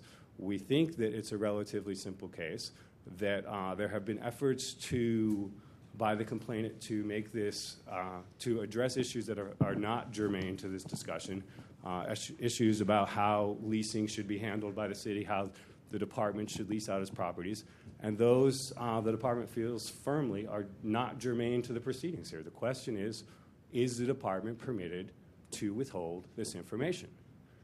The Sunshine Ordinance in Section 67.24E1 explicitly allows the department to withhold this information. And if we can extrapolate why the founders of, or why the drafters of the Sunshine might have permitted this, it is for exactly this situation, where you have a bidder who failed please in their wrap efforts, up, please. a bidder who failed in their efforts to win a bid, that is trying to prohibit the city's efforts to move forward with that contract. Thank you. Is there anybody here to present facts and evidence in support of the respondent? Seeing none, the matter is with the task force. Member Wolf? Mr. McClellan. You said in your testimony that you were interested in being able to track the events. Are you interested in tracking the events, or are you interested in the actual document? I'm interested in the actual document. Okay. All right, thank you. Mr. Kinsey?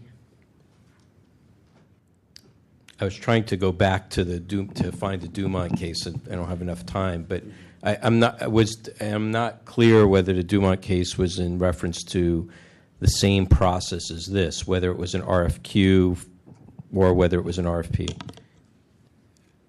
Okay, I'll take a refresher from the Dumont case was in regard to the evaluators of the RFQs. Right. Okay. Gotcha. Okay, Mr. Kinsey, I have a further question. When the commission has, in these kinds of RFQs, this particular kind of process, when the commission has made its choice, does it do that in public forum?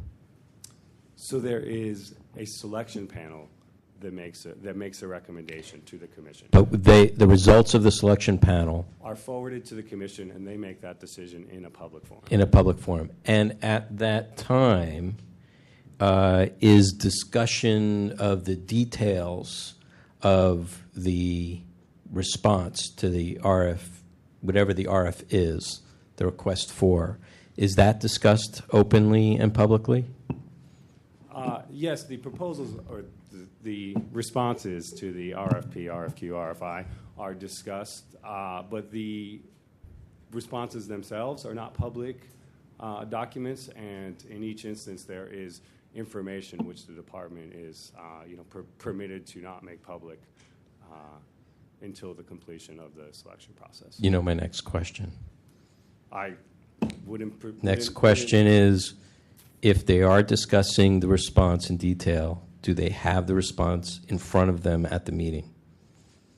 Was the document distributed? The document is actually not distributed. They receive summaries of the documents.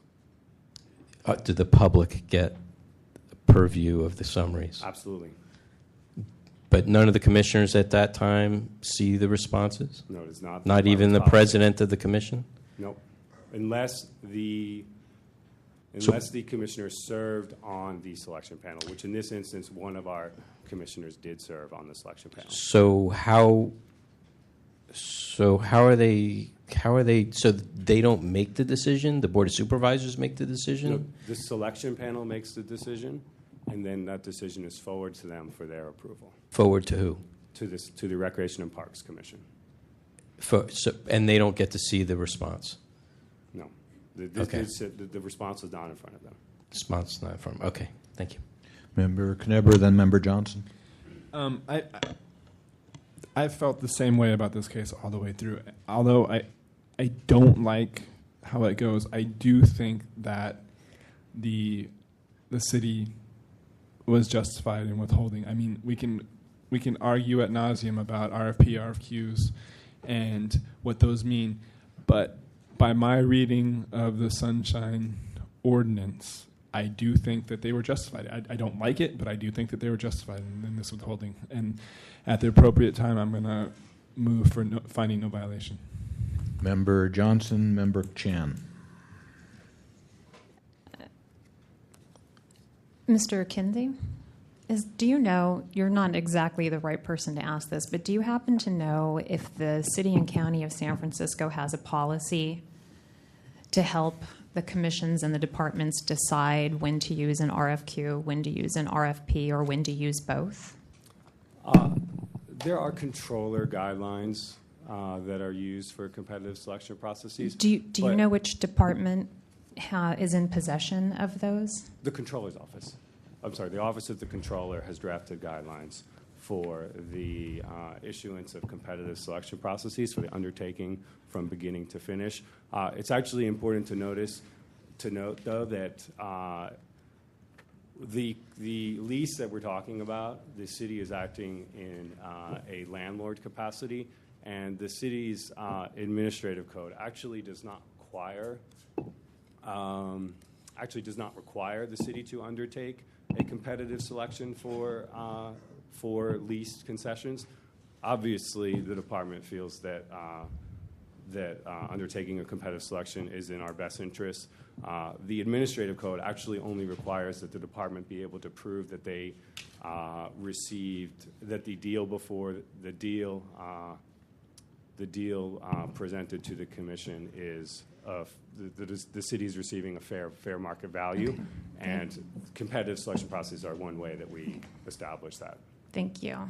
I just want to put on the record that I tried to research this, and there is really no rhyme or reason to when you can sit down if you like. There's really no rhyme or reason to when an RFP or an RFQ is used. But what I really would like to point out and put on the record is that I contacted the Office of the City Administrator, the Office of the Contract Administration, and the City Attorney's Office, and the San Francisco Redevelopment Agency.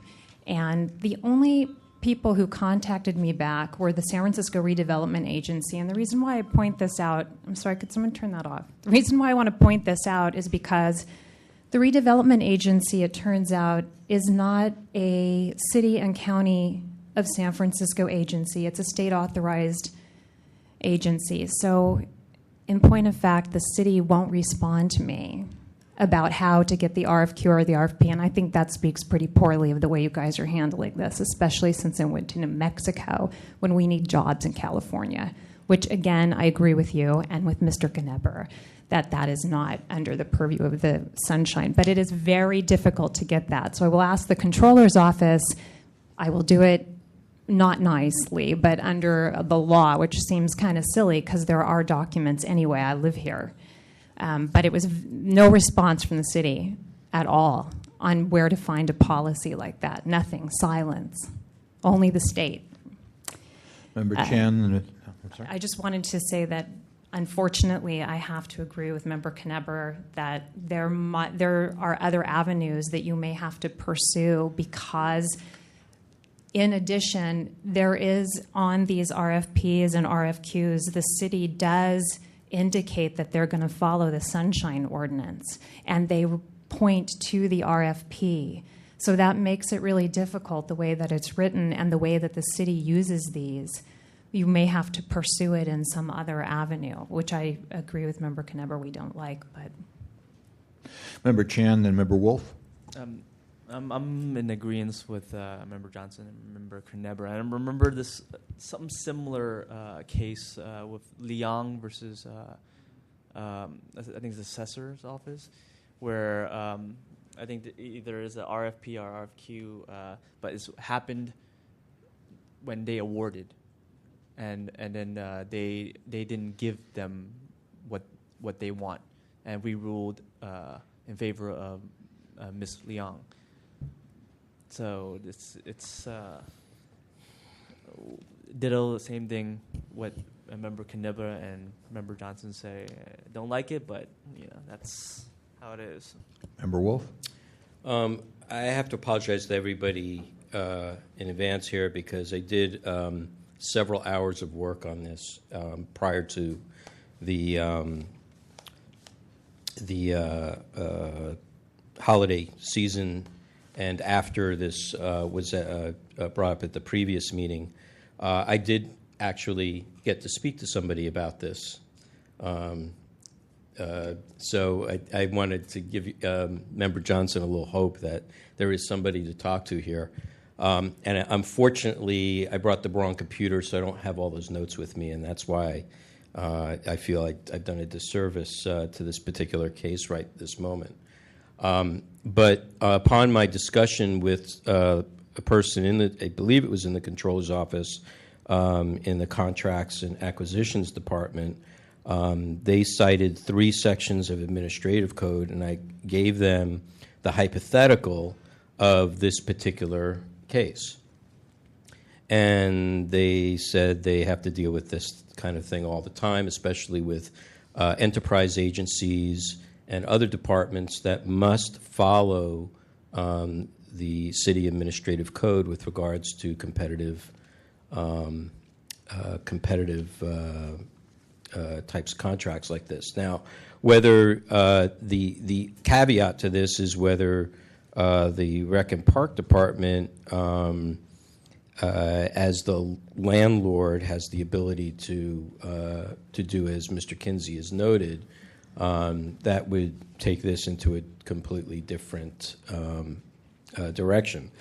But it seemed to the person that I was speaking to, who is very well qualified and runs that department, and I didn't bring my notes, so I can't make a good argument. She was very clear that there are many departments that don't follow the process properly, even though they think they do, and they're using either the wrong format, the right process, but the wrong format. And so that's why I'm very questioning about this, because she says it's really hard to nail this down among so many departments and so many contracts that happen around the city. So I'm a little uneasy about supporting no violation in this matter, considering that I do have some evidence, and I am going to continue to research this because I think it will have an effect. And if it turns out I'm wrong, then in the future I will be voting with the other members that are supporting this motion. It hasn't been a motion made yet. Member Washburn. Yeah, Bruce, you make this really difficult. I think we're all of us sitting here not liking the way the current Sunshine Ordinance deals with this, because we're moot on RFQs, and there's no real clarity about when these are used instead of RFPs and so forth. And so I'm wanting more information from your notes about, is there some way we can not vote for no violation? So those are my thoughts. This is a tough one. Member Johnson? The hard part is that the Sunshine Task Force isn't the place to bring an argument about an RFP versus an RFQ.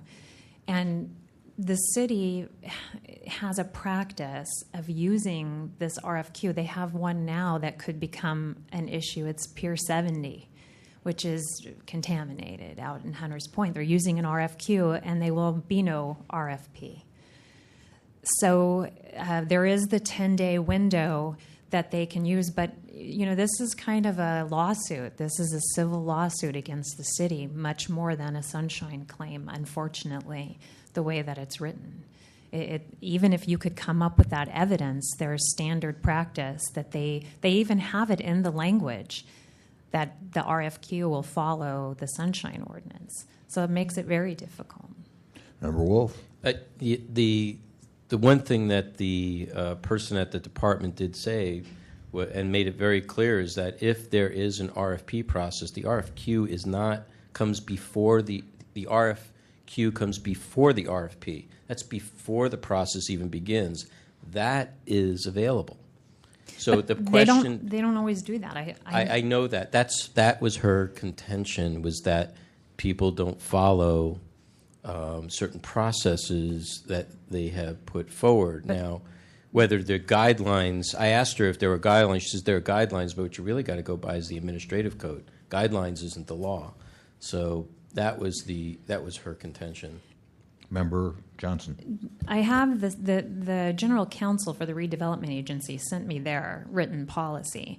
And even in their written policy, they do not designate, they actually say request for proposals, request for qualifications, and they never designate that there has to be one or the other, or that one precedes the other. In the Good Government Guide, the city attorney says the RFQ typically follows the RFP.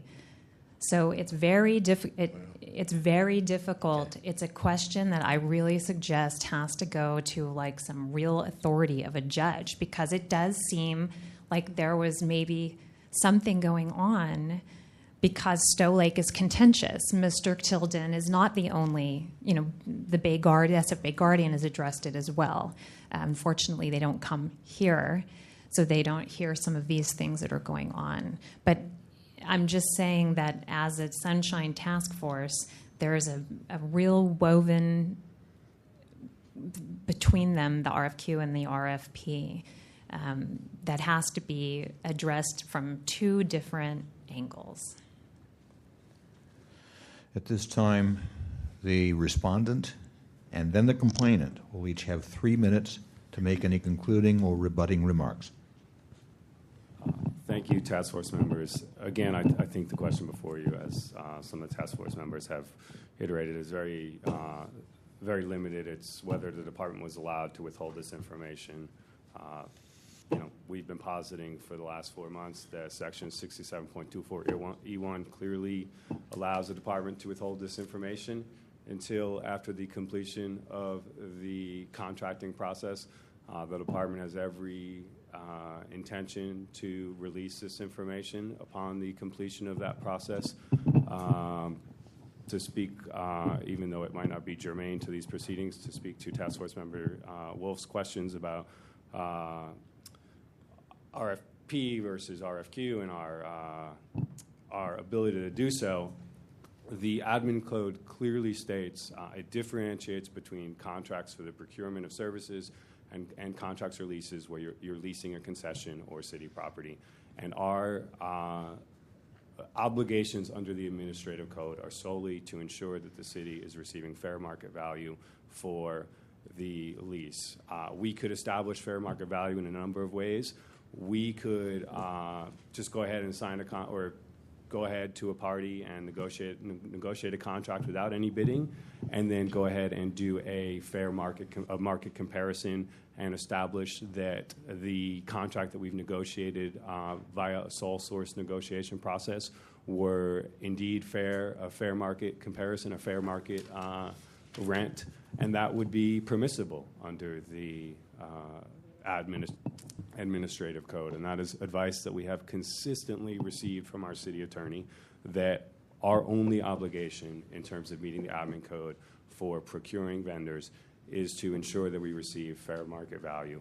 We think that public procurement and public bidding processes are the best means of selecting concessionaires for our properties, and are very committed to that.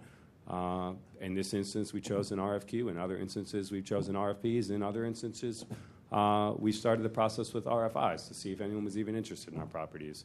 But I think the question before you is very limited. Was the department permitted to withhold the information? We have been positing for quite some time now that the answer is yes, we were permitted to withhold that information. The Sunshine Ordinance clearly allows us to do that. And I think it is really important to think about why the Sunshine Ordinance allows us to do that.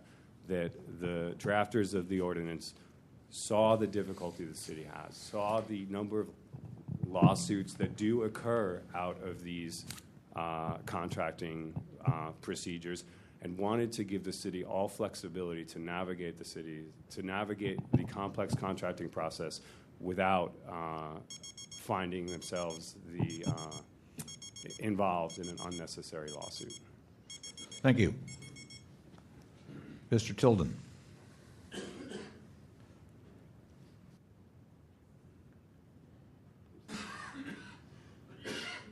It is complex. Let me add to the confusion for you.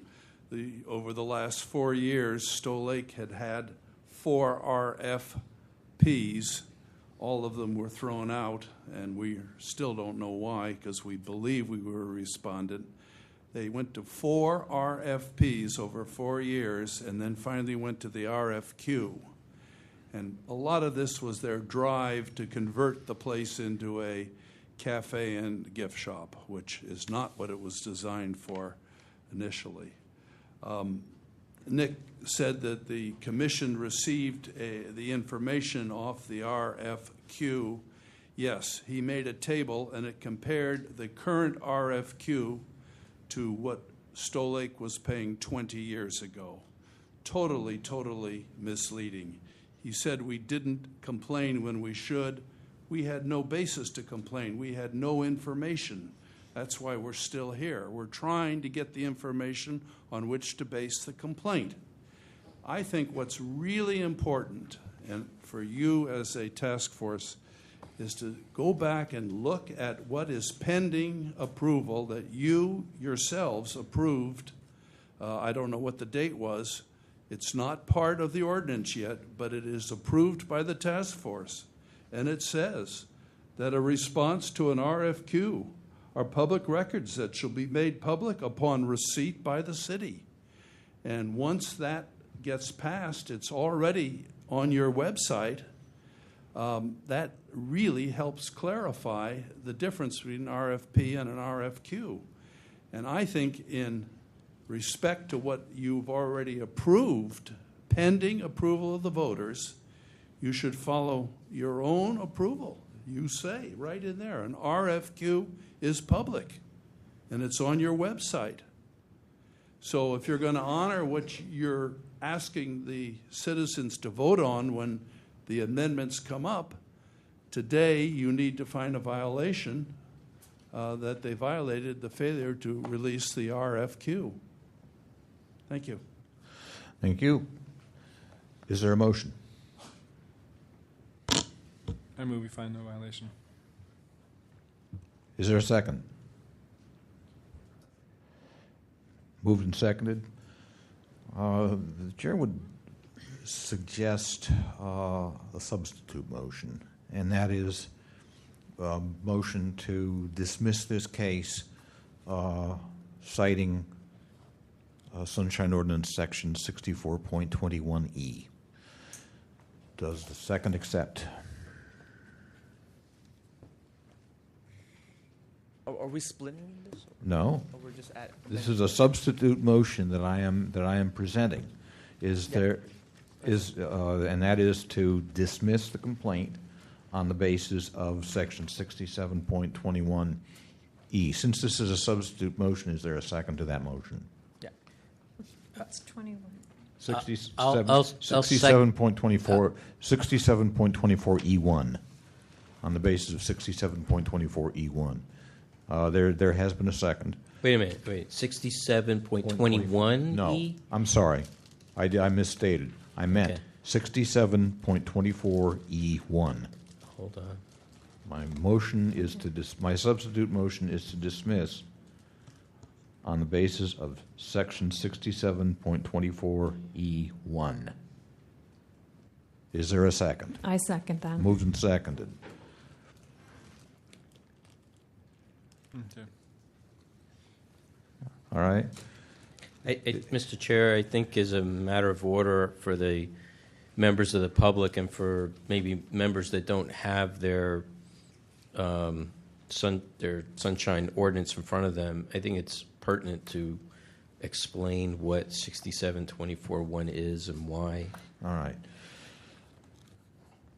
Section 67.24 states, notwithstanding a department's legal discretion to withhold certain information, under the California Public Records Act, the following policies shall govern specific types of documents and information and shall provide enhanced rights of public access to information and records.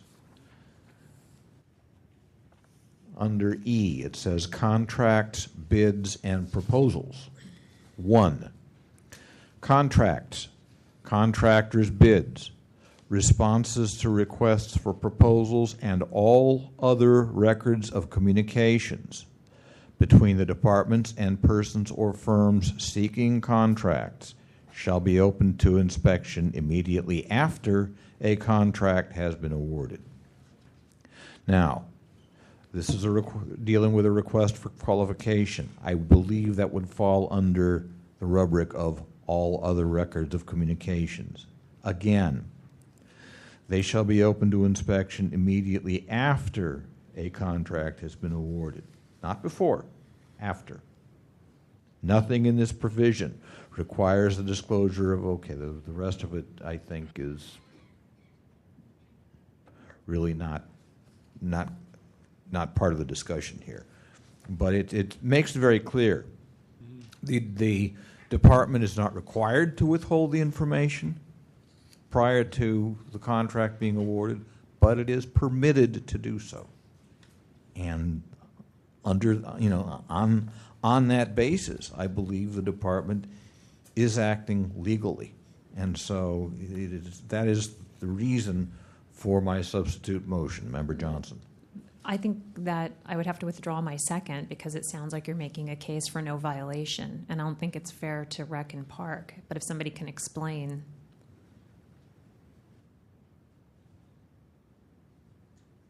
Was it Member Johnson who seconded my motion? Yeah. Okay, if the second is withdrawn, then we're back to the original motion. Member I will actually second, even though second is restored. The reason why is I believe the intent here is to say that there is a legal reason why they can withhold, but they are required to reveal the information after it's awarded.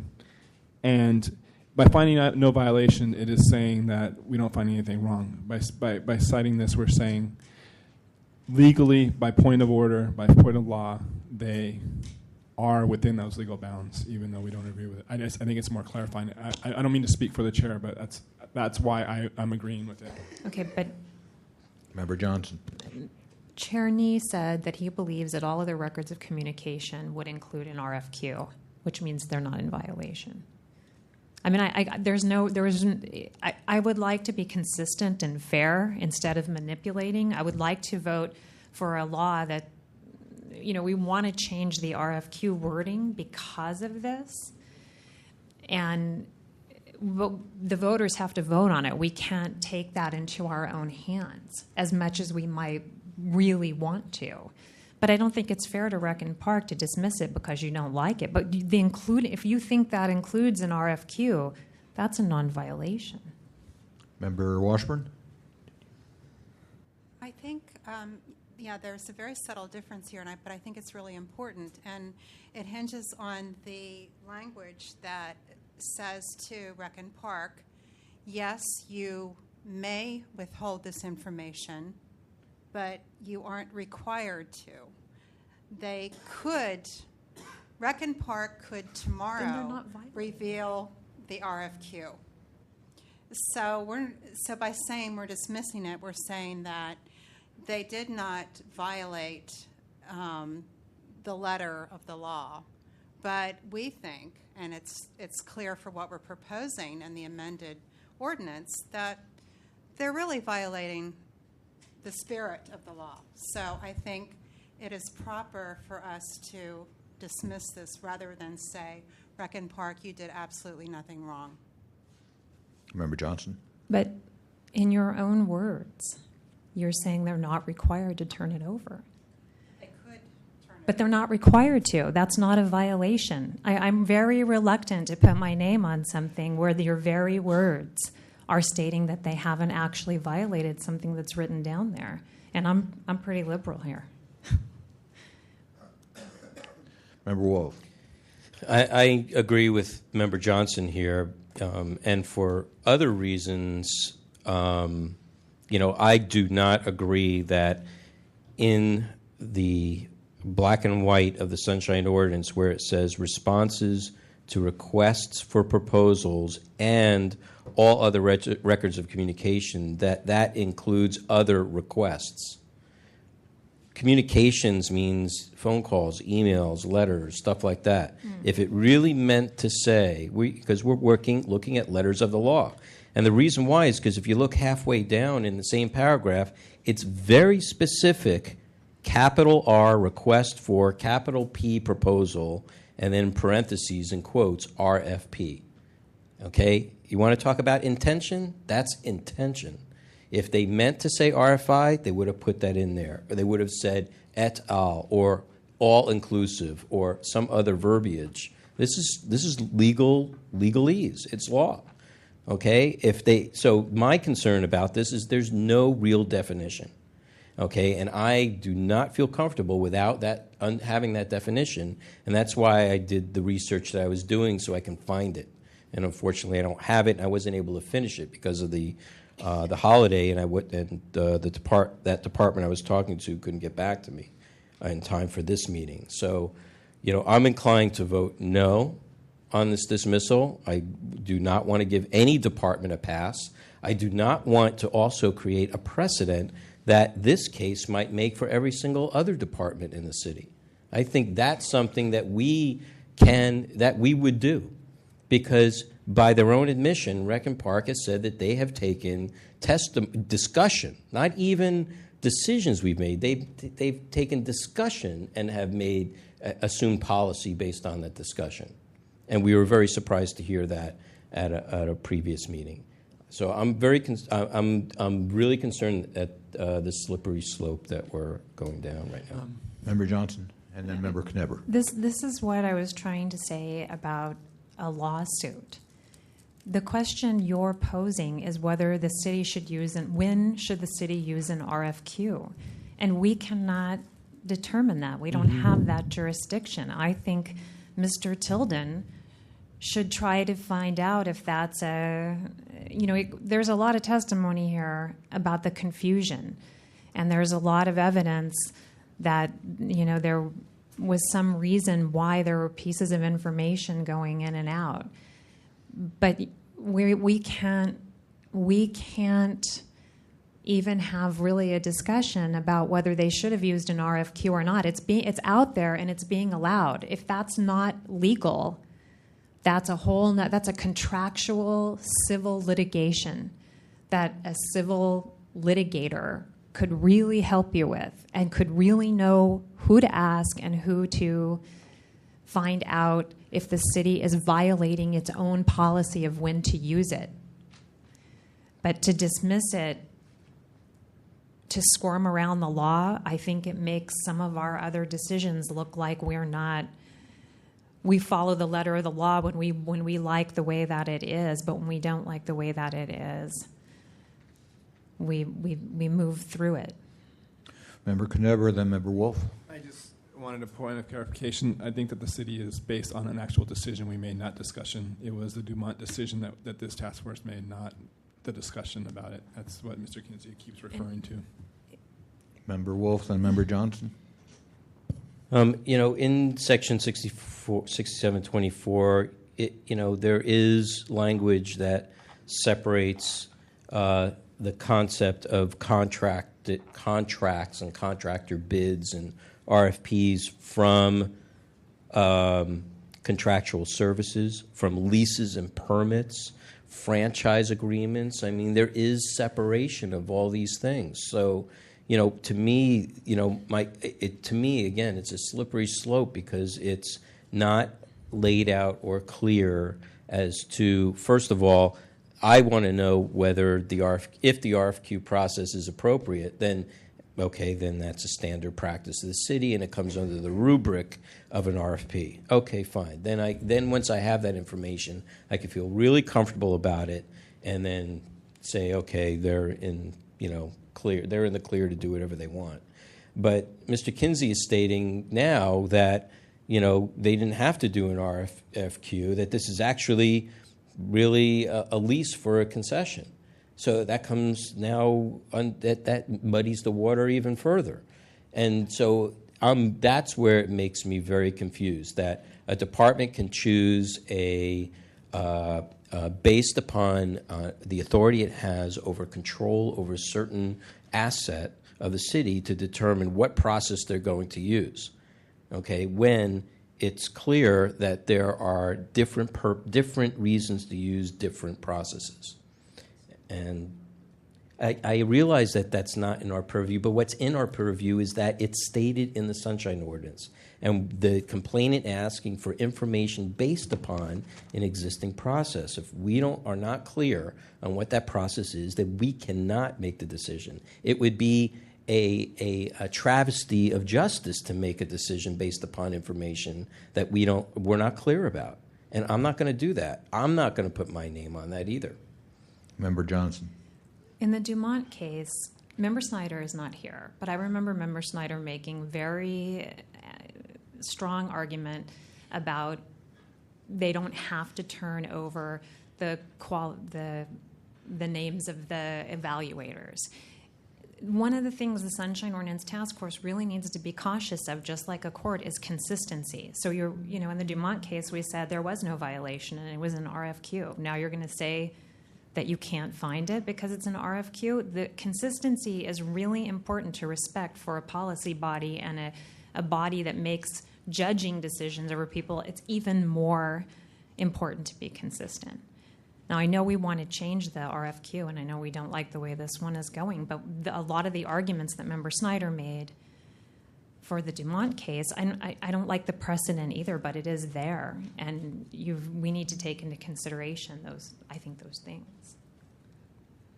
Member Wolf. Just in response to that, the conditions around the Dumont case are not the same as the conditions around this case. You're talking about the revealing of the scorers, personal, who the scorers were. That's not what this is. This is the response to the RFQ, to the contractor. It's apples and oranges, as far as I'm concerned. But they were both RFQs. It doesn't matter. It doesn't matter what the. Okay, let's say you find out that this is a lease and they didn't have to do it. What would be the argument that was different? You would still be stuck on whether or not that applied in this case, and would still be silent. If it was a lease, then that would come under E3 II. Leases and permits having a total anticipated revenue or expense to the city and county of $500,000 or more, having a term of 10 years or more. Or personal, professional, or other contractual services, this is not subject to a competitive process, where such a process has arrived at a stage where there's only one qualified or responsive bidder. Why didn't they do that instead? That's stated in the law. You can't refute it. I think I think now we're going a little bit beyond the sunshine aspect of this.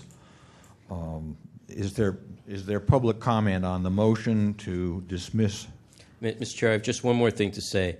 I'm not sure how anybody else is going to vote, but with respect to the complainant, I'm going to vote in favor of this so that when I do find the information, I can reconsider it.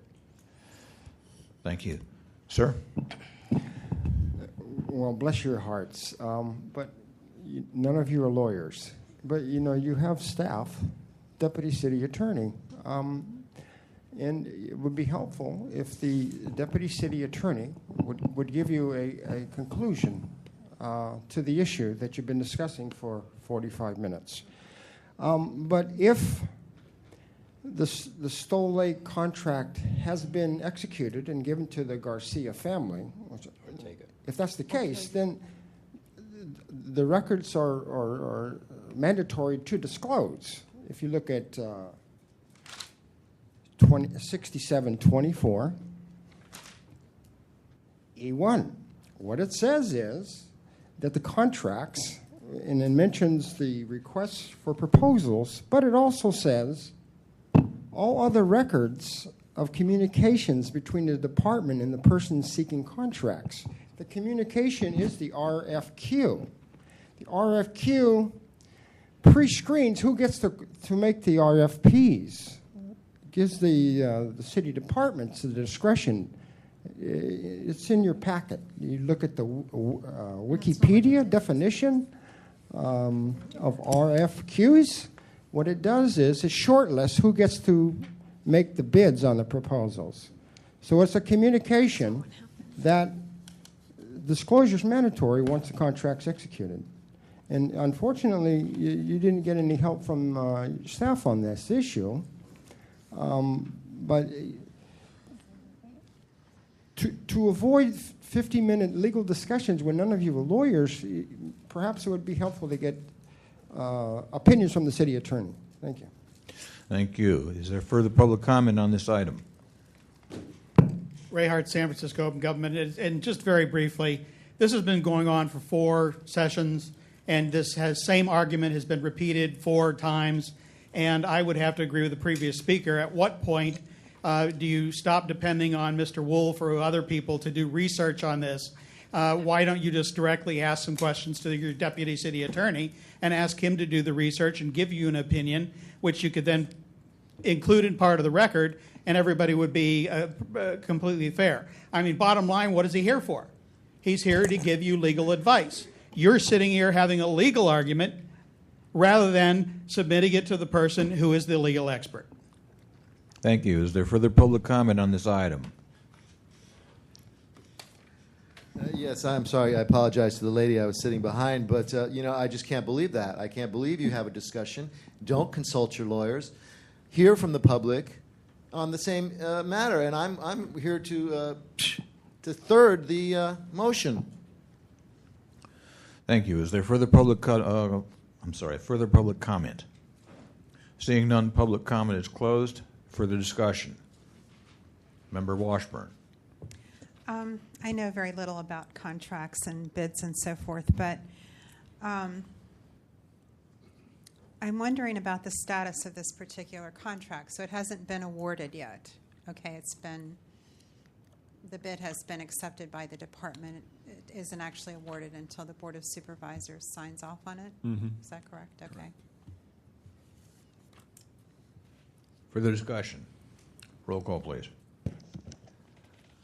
Is this on the second motion, Mr. Chair? This is on the substitute motion to dismiss on the basis of 67.24E1. Thank you. On that motion, Member Manny? No. Manny, no. Member Washburn? Aye. Washburn, aye. Member Knebber? Knebber, aye. Member Wolf? No. Wolf, no. Member Chan? Aye. Chan, aye. Member Johnson? No. Johnson, no. Member Nee? Aye. Nee, aye. Mr. Chair, we have 4 ayes and 3 noes. The motion fails. That takes us back to the original motion to find no violation. That motion was seconded.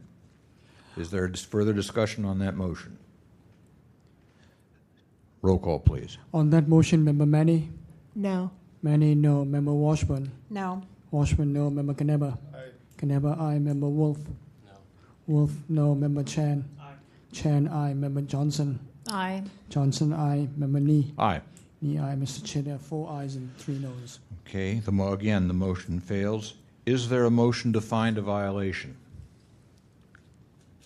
Seeing none, this matter is concluded. Thank both sides for attending. The chair will declare a 5-minute recess.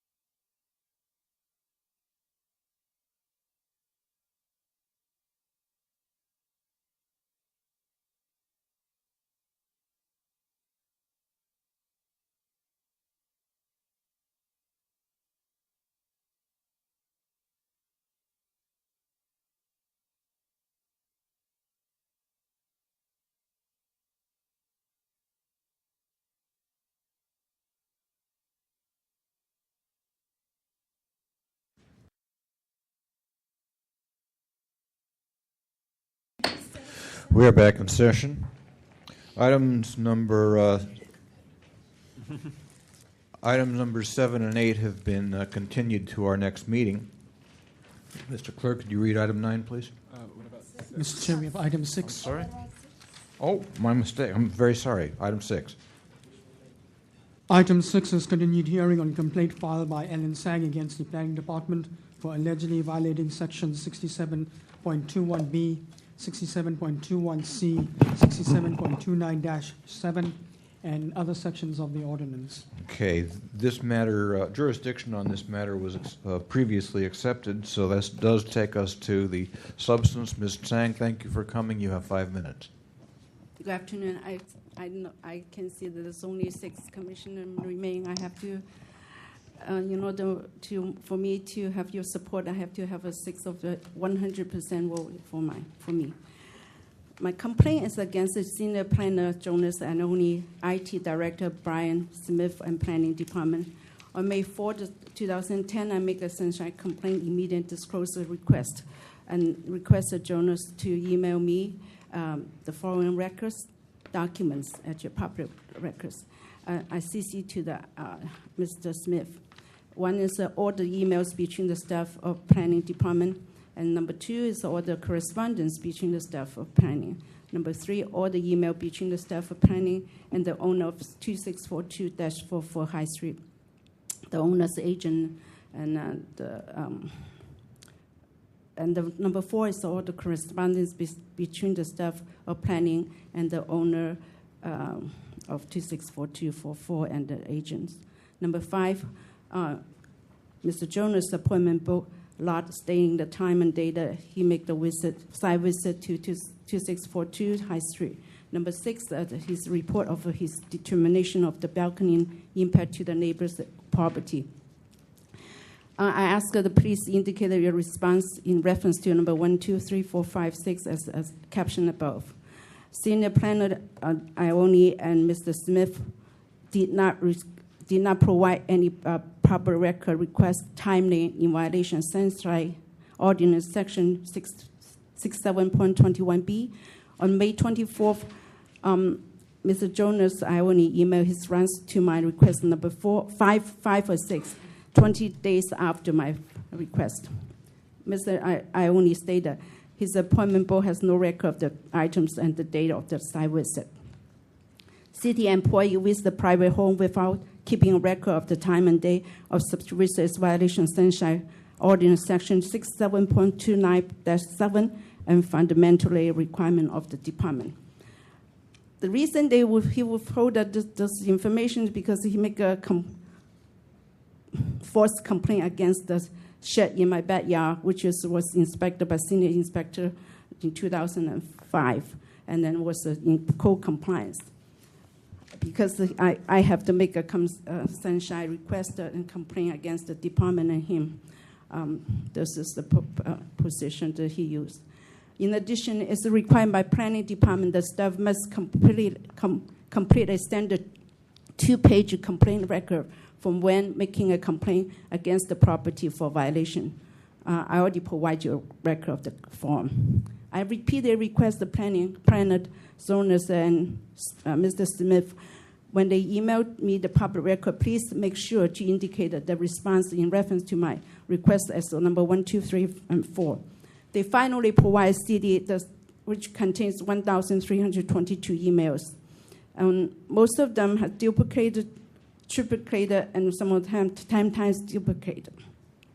And many have no sender's name and date.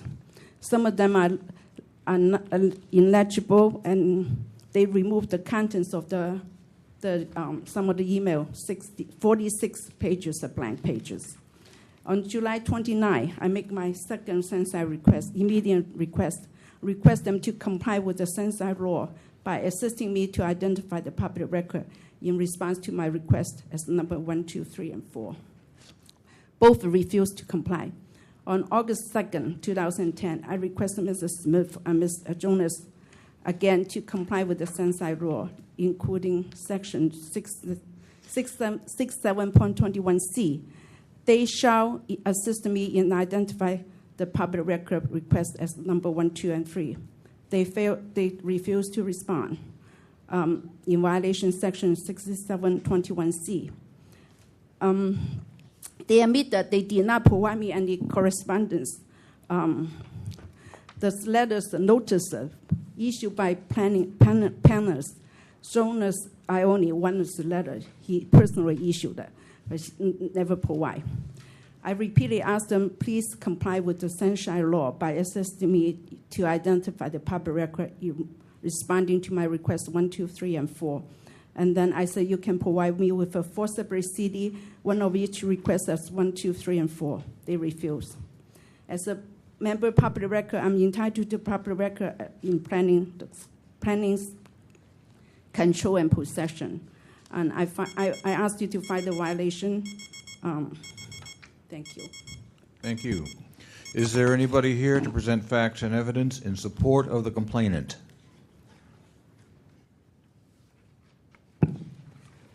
Ray Hartson, I have been here, I believe, at every meeting that this has come up at in all the relations between the planning department and Ms. Tsang. And repeatedly, the representatives of the department have come in and been unable to respond appropriately. I think the two most important are, one, Mr. Brian Smith, the director of IT, who testified before you, this task force, stating that the department had spent over 100 hours, and that was months ago, and tens of thousands of dollars trying to comply with the request. Honestly, I think if there was a good faith intent to comply with the request, somebody in their management staff would have at some point said, this is ridiculous, sit down with these people, sort it out, and give them what they're asking for, and make sure that they agree that they have received what they've asked for. The second issue really comes down to the fact that this has just dragged on and on and on, and one of the things that Ms. Tsang is asking for is documentation of a complaint that was filed against her property.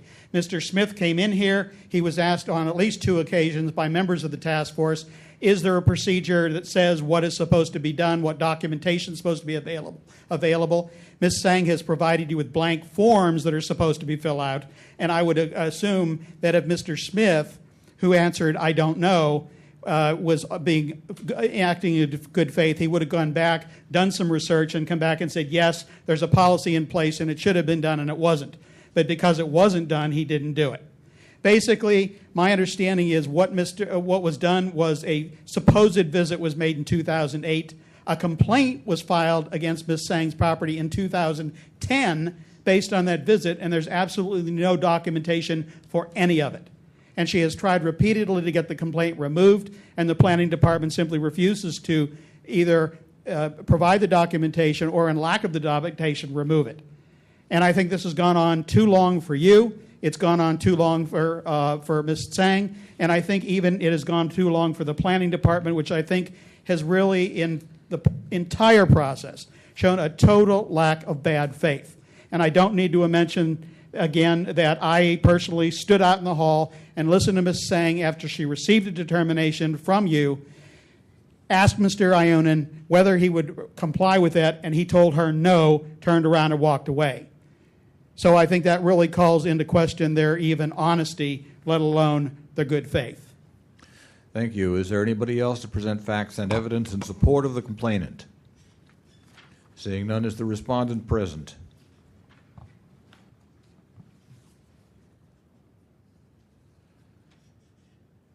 Thank you for coming, sir. You have 5 minutes.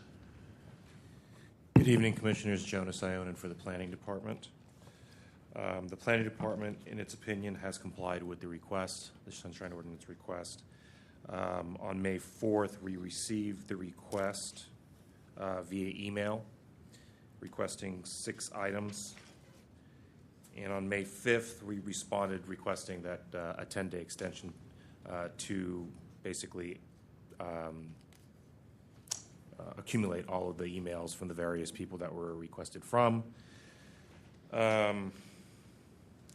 On May 14th, I sent an email to Ms. Tsang informing her that the information would be available to her on Monday, and that is available at the at the reception desk. The number of emails are extremely voluminous of which she requested. And as far as duplicates and whatnot, when we compile all of the emails, there are going to be a chain of responses where certain emails are basically tied to one another, and so that may be a reason why there are duplicates. But they're separate emails, and so we didn't find it appropriate to simply omit some of them if she's asking for all of the emails. She did request 2 items, specifically my appointment book. I did look through my appointment book. I keep a personal appointment book. It's not a issued city appointment book or required to be retained. I flipped through the 2008, and I didn't find anything that actually documented the site visit. However, an email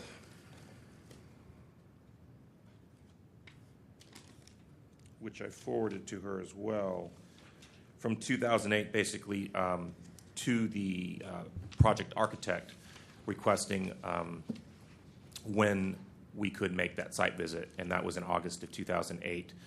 I project that at some time towards, weeks or maybe a month after that, we actually conducted the actual site visit. And as far as the record, there is a file at the department. As far as the complaint file itself, I didn't actually submit a report after that site visit. The purpose of that site visit was actually to review the balcony that was in question, not to actually look at the complainant's property. If you have any questions, I'm available. Thank you. Is there anybody to present facts and evidence in support of the respondent? Seeing none, the matter is with the task force. Member Knebber. Mr. Allen, can I ask you just a couple questions? I just want a little bit of clarification here. Okay, so item number 5, your appointment book. You looked through your personal appointment book. You didn't find anything. And you don't have any official appointment book at the planning department that you keep on file there, correct? No. Okay. And then the item number 6, your report of determination. That was the original report you said was filed in August. I think that's what I remember too from seeing. Is that right? Am I wrong? The official report. Oh, you mean the report that actually complaint? that documented the shed? I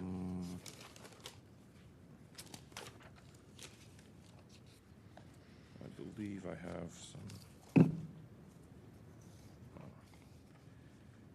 It was filed on February 10th, 2010. Okay. I'm looking at our documentation on page 104, and it shows 3404, which would be February 4th. So that would be March 4th Of 2004? Yes. On page 4, it says 3/4/2004. Storage shed is 100 square feet or less. No permit is required for storage shed 100 square feet or less.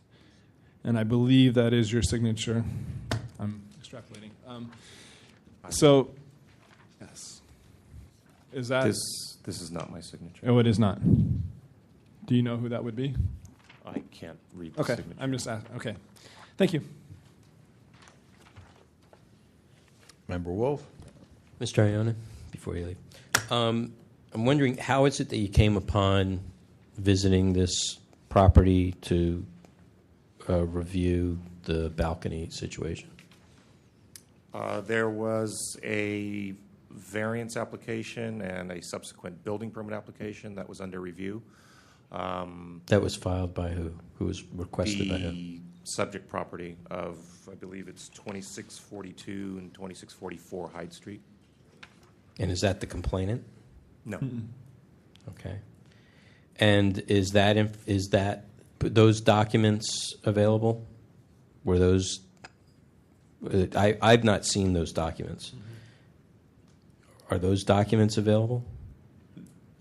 The case documents? Yes. Yeah. Yes, absolutely. Okay. So the original, and who originally presented that the property owners at 2642 to 44, they're the ones that requested the variance? Yes, their agent, yes. Okay. Their agent requests, okay. And so if there was so I'm looking at page 105, and I'm looking at a blank complaint record, And I'm wondering, is there any document like this in the file that's filled out?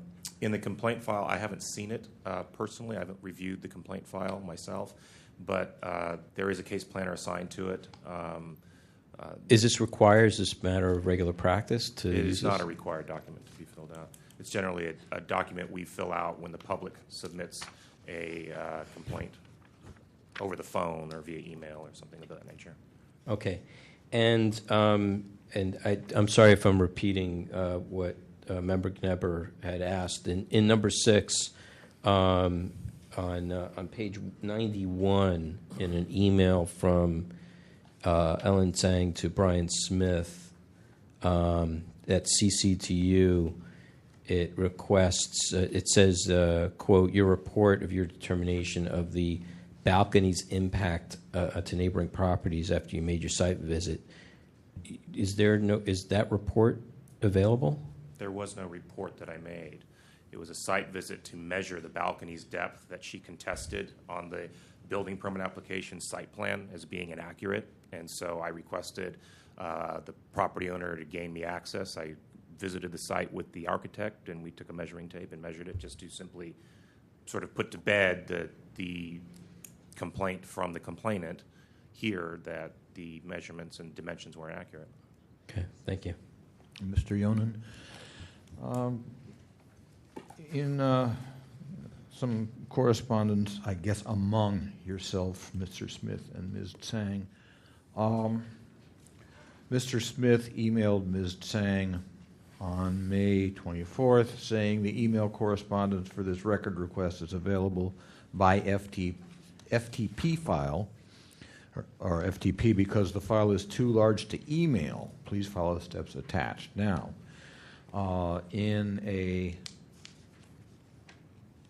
this comes after no, I'm sorry, 2 days later on May 26th, Ms. Tsang emailed back to Mr. Smith saying that she was not able to open the FTP file. And what I'm curious to know is whether your department got back to Ms. Tsang to request some kind of alternative method of providing those emails, whether it would be through reproducing them on PDFs or sending them in printed form. Was there any further communication on that particular matter? Yes, she couldn't open them, so I believe Ms. Brian Smith it was originally an Adobe PDF that was sent to her via email directly by me.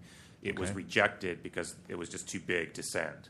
And I let Brian Smith, he's the director of our IT, let him know, how do we get this over to her? She's requesting that it be emailed to her. So he put it in this FTP file, which I'm sorry, I don't know what that is, but I assume it's somehow you zip it and it becomes available to them. And then when that didn't work out, he provided all of the email documents to her on a CD. Okay. Thank you. You're welcome. Ms. Tsang?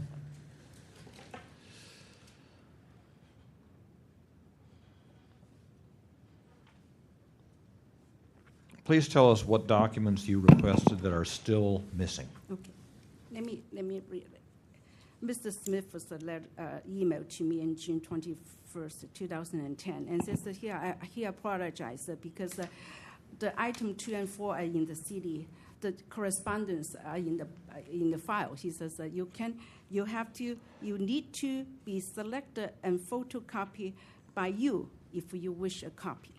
That's his email. So I can be 100% certain all the letters, correspondence letters, and including the notice requirement by planning. The first one was issued by Sarah Valvi to the project permit expediter. The next one is for certain, 100% sure, is for Jonas himself, issued to the project's architect in February 2nd, 2009. So those are any other letters, notice was not provided. It's omitted by by the department themselves. And also, this is the email I saw, maybe deleted now. It's from Mr. Lawrence Bettner, that was a zoning administrator. He was fired for good cause. And email to the director, John was, I don't know how to spell his name. He says, well, we are not going to provide her any more record. My position is supported by the city attorney. If you don't write the letter, I will write it myself. So he did wrote me the letter, the director. So I forward to my attorney. The attorney says, what? She has to ask those records not responding. He has not responding anymore. Those emails is either deleted or withheld. It's not there anymore. Yeah. Or they even admit that they did not provide me my number. Only 2 and 4 they provided. 3 and 5 they did not provide. They says that you have to make a copy, need to be selected and photocopied by you if you need a copy. And it's the Sunshine Law. When they provide us, they said they have so many documents, they should help me to assist me to identify them. I think the violation of Sunshine Law. And also, they did not timely respond to my request. Never mind. Thank you. Thank you. At this time, Member Johnson.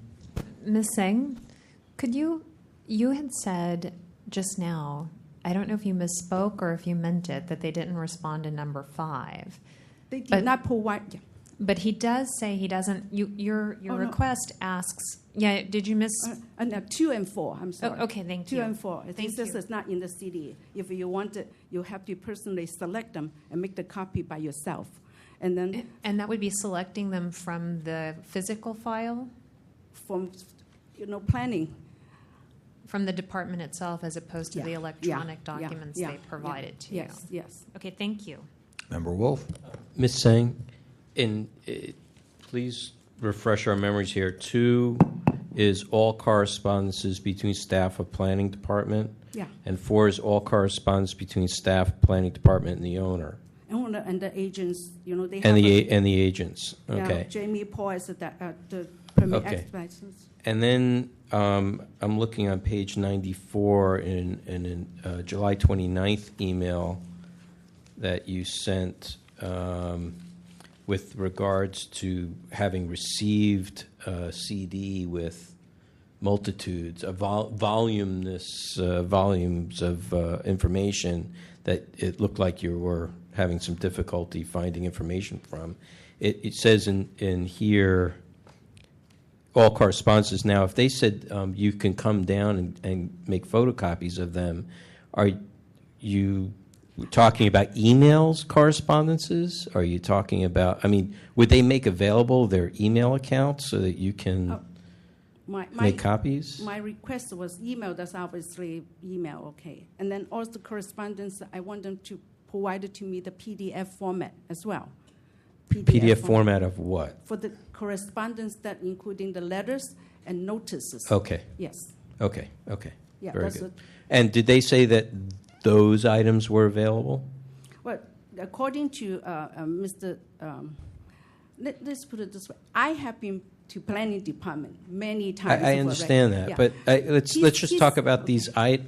We're trying to get to which items you have, which items you don't have, and which items hopefully we can identify that you can get. The email, I really have no idea how many they are actually corresponding. I know that I have seen one is not there, but the letters and notices I know for sure exist is not there for what they provide now. But you can't specify exactly what it is, okay. so they know exactly. You kind of help them a little bit to help you. It's so yes. How can you identify exactly which document or which a period of time? Who is it supposed to be between? That kind of thing. Okay. Well, I Just so we can help you Okay. and we I can understand. move on. Okay. One is the notice for the planning requirement, the project sponsor, what they have to comply with. That was, I know for fact that I was told is it February 1st, 2005, from Sarah Velvet, the planner. The next one, I for sure, is Jonas himself issued the notice of a planning requirement number 2, is in 2009. And then there's an email, as I told you, I understand. Okay, wait. So the first one. What do you know the name of the document? Do you are you? You mean number 1? There's a notice of planning requirements. Okay. Notice of planning yeah, requirements. Notice of planning. Because I'm going to take what you're looking for. I'm going to now ask Mr. Ionin to tell us whether those documents are available. Okay. Yeah. So notice of A planning requirement. It's addressed to the project sponsor or the owner. Okay. Yeah. I think the first one is addressed to the permit expediter. Okay. The second one is addressed to the architect of the owner's architect. and you don't have. You're looking for that. You don't have Yes, it. I know, Okay. I know they have. Okay. They exist. And then there's some emails I know from Lawrence Bettner to the director, John. I don't know how to spell his name. What's it? Rahim. Yeah, Raham. Yeah. Yes. Okay. What else? I know that between those things I cannot have nailed down, but I was told there's many email between each other, but they released very selectively email to me, and I cannot. Okay. The emails I know those I would take those separately. I'm just looking for the specific documents yeah. that those emails would refer to. Oh, okay. Right. You know what I mean? Yeah. Because once you have these documents, then who cares about the emails? Yeah, right. That's right. Okay. So that's what we're looking. I think that's what we're trying to get down to here. Okay. So you're looking for the notice plan, project plan requirements. Yeah, the planning department requirement about the project. You know what they require them to comply with. Okay. Okay, Mr. Ionin, let's take it one at a time. Is that document available? Mr. Ionin, please approach the microphone.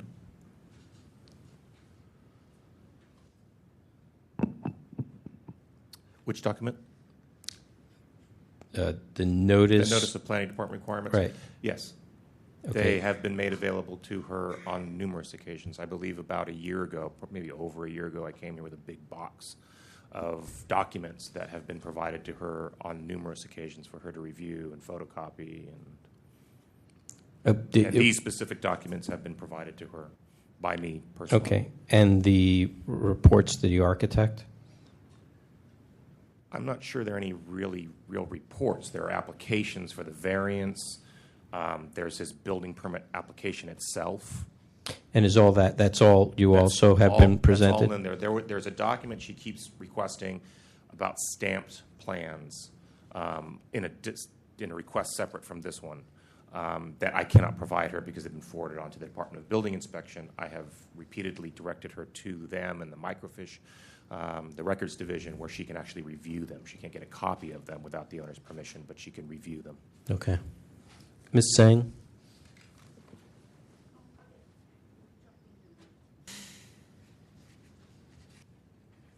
So he says that he provided you the first document. I want to know when, if it exists, why it's so difficult for them to. I just asked them to identify it to me. Why do they refuse then?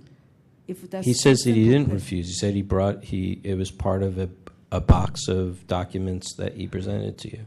I haven't went to the planning department numerous times. Okay, if I get all the document, I will not come to you. I just for Okay. this few I believe you. I believe you. I just am having a hard. I think we're all having a hard time figuring out what's what here, and it's not here today. I know. So that's how difficult it is for me. You know, they said they inspected and then when I ask when, and then his face turned red and says, "It doesn't matter. I went there or not." Okay. All right. Hold on, Mr. Ionin. Can you produce this document? The planning requirement document. Can you produce that one document that she's asking for? Well, she's actually asking for 2 documents. I understand, but I'm taking it one at a time. Sure. Can you produce that one outside of a box of papers that she would have to ruffle through? Sure. Okay. And the correspondences or project plans with regards to the variances to the architect, you can provide those too? Or those at the building inspection, you said? Well, they're 2 separate sets of plans. One's for the variance docket itself that Right. comes in with the application. That's what we have on file. Okay. Okay. The other is an actual stamped set of plans. Okay. The architect stamps with his license stamp. It gets submitted as Okay. as a, So she can be done with you. Can you provide her with those 2 documents without it being in a big box full of stuff Absolutely. that she may or may not be able to find? Yes. Because that's what she's complaining about, is that she feels she's not getting enough help in identifying the very specific document that she wants. And that's what a custodian is supposed to help her with. We have done that, Okay. Commissioner, and the specific request from her is all correspondences, not these specific 2. I understand the correspondences I'm taking separately from the actual documents that the correspondence referred to. No, I'm differentiating. She's differentiating between emails and correspondences. I understand that. So- I understand that. But she's also asking for specific documents that she has also not received either. Now, all correspondences and stuff like that, if you're saying that there's so many of them that she would have to come down and photocopy them herself, the question I have is you sent her a CD with a lot of documents in it. Are those correspondences in that CD? No, that CD consisted of only emails. Only emails. Okay. All right. Okay. Member Knebber? The issue, as I understand it, as I've understood it for a few times, is that Ms. Singh has gotten a bunch of documents in a box, and she doesn't know what that stuff is. And I think it comes down to, again, has the Planning Commission done what they're supposed to do? And I mean, again, I do think that they should be helping her, but I do think that they are complying with what they're supposed to be doing. I mean, they can't produce anything that they don't have. We can't make them make things that they don't have. And their requirement is to allow people access to those records. And I think their position is that they've been doing that. Now, Ms. Singh might not be happy with the records that she's finding, but unless I see specific documents that aren't there or aren't produced, and she can document those, I just can't. I can't see how we can support Through the that. chair, Member Wolf? I haven't seen any documents from either side, so I really don't know. That's the thing. I see references to things, but I don't actually see any evidence. So it makes it really hard to know who's providing what where and who's receiving what. Ms. Singh, she says she doesn't have those documents. Mr. Ionin said they were in a voluminous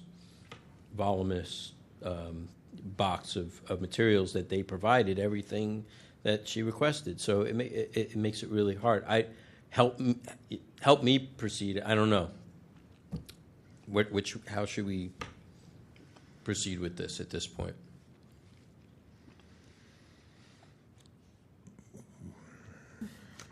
Well, what we could, Member Johnson. Ms. Singh, the 2 documents that Member Wolf discussed with Mr. Ionin, could you repeat them? Is it the planning requirements? Notice of planning requirements. Okay. Yeah, I know for sure they exist, and not only 1, 2, and then also email between Bettner to the director. So even if Mr. Ionin supplied you those 2 documents, you feel there are even more? I don't know, but at least those 2 I know existed. You asked last time. I believe that you asked me, "What do you know exist?" That's I exist. Last time I said the. Let me ask you one more thing, just to If you received those two documents from Mr. Iona now, and you have the emails, would it help you formulate a request that was very, very specific, or would you still feel that you had not received documents? I believe I have not received for all. If they think that they produced the all, why don't you? I would like them to just assist me. Why don't you spend that much time and effort, come down here for hearing after hearing? I went there many times already. But would those documents help clear that up? Or do you feel that there are more things that are out there that you don't have available? I'm trying to find out if Mr. Ionen, how can we resolve this? If Mr. Ionen provided you those two documents along with the emails, could you formulate a very specific new request that was very specific? Okay. Or would it, I mean, I'm just asking, I don't know. Yeah, I don't know neither. So many things are behind us. You can see one time the email. Next time you want to copy, it's gone. This is the document are gone. You know, it's so difficult. They are really difficult. If they want to make it difficult for you, they say, "Oh, we have to rush. We need the copy. Can you wait?" We have to. Have you contacted the building inspection office to find out about looking at the stamped? Oh, I did went to that. So this way, I'm not asking the plans. So I very specifically asked something is important to me. I know so we have Mr. Ionen agreeing to provide those two documents. And also email too between the director and Mr. Bettner. One email or emails around those documents? There's a several email, but I remember one I seen from Bettner to the director. And subsequently the director did issue me a letter. Yes. Mr. Ionen, does that sound familiar to you, or are there so many emails that it's hard to pick? Commissioner, quite honestly, I'm not aware of the specific email she's talking about. At this point, I mean, I've approached the former zoning administrator, Mr. Badner, when he was with the department, to provide me with all of the emails. He provided me with the emails that he had, and we put those into the file and provided them to Ms. Tsang. If she says she saw an email of that nature, I don't, and it's not provided to her in that disk, then I don't know where else to look for it. Is the disk searchable, or is it a PDF?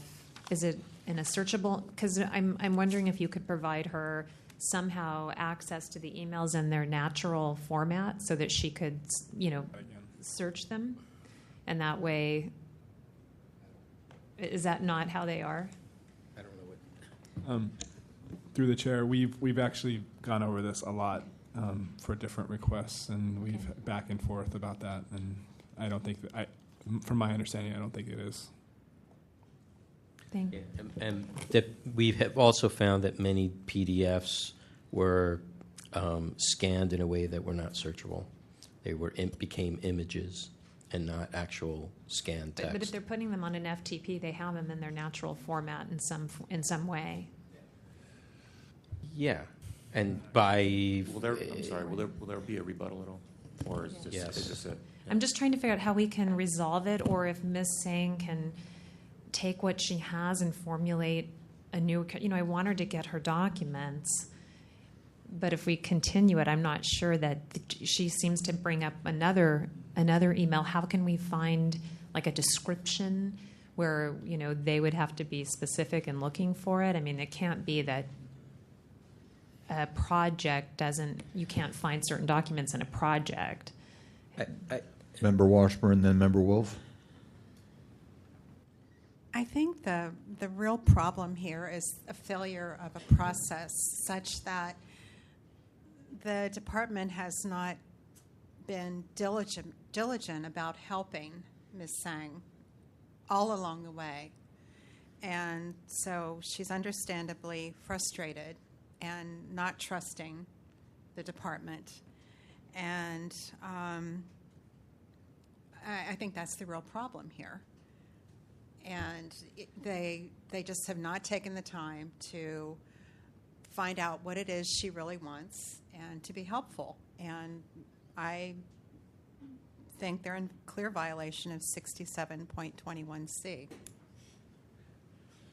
which asks departments to assist requesters in getting information that they want. I mean, this is where the whole thing is broken down, it seems to me, all along the way, leading to a lot of frustration on her part, and the department's spending a whole lot of time, dragging their feet in one instance. And I mean, I agree with you, but how do we get to that specific? How do we get her those? I want to get her those documents, Well, but just telling them over and over again that you're not cooperating, they seem to be able to circumvent it. So if we can get real specific with certain things, maybe they can comply.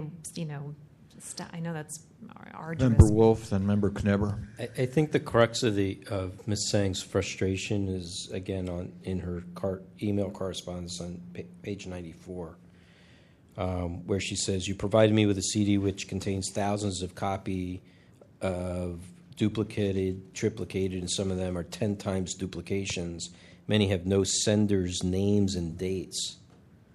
And she's asking for very specific emails between named people, staff of planning department, between Director John Rahim, Mr. Lawrence Badner, so on and so on. And then she says, please comply with the law. And then she suggested, or can you provide me with 4 separate CDs, one for each request? Okay. Now, I'm not saying that the planning department didn't do due diligence in trying to find and collect all the documentation. I'm not disputing that. I think they did do that.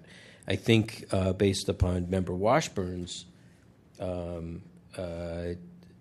supposition is that what comes in the email the day after from Mr. Smith in a very short sentence that just says, "Ms. Tsang, we've complied with the sunshine laws and provided you with all correspondence emails requested." She was asking for things in very specific format, and I think that's where Member Washburn feels like there's a violation. Member Knebber, then Member Johnson. Again, this is, I think, something in different cases we've gone over before. I have a problem with, and I understand the spirit of it, but I have a problem with trying to require departments to change the formats they have, especially on something such large amount of information. Trying to say, okay, now that you've given me all this information, now I want you to go through and separate it out into exactly the way that I want you to give it to me. I understand why we want to feel that way, but I just don't think that it's actually possible or a requirement, honestly, for the department. I think the department is required to give all the information that it has when it's asked for, but to actually go through that documentation and separate it out into specified ways, I think that's beyond what's required in Sunshine. Member Johnson, Member Wolf.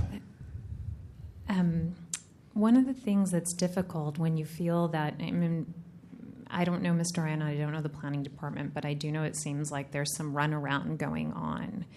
And one of the things that's difficult is that these are not specific requests. They say including but not limited to.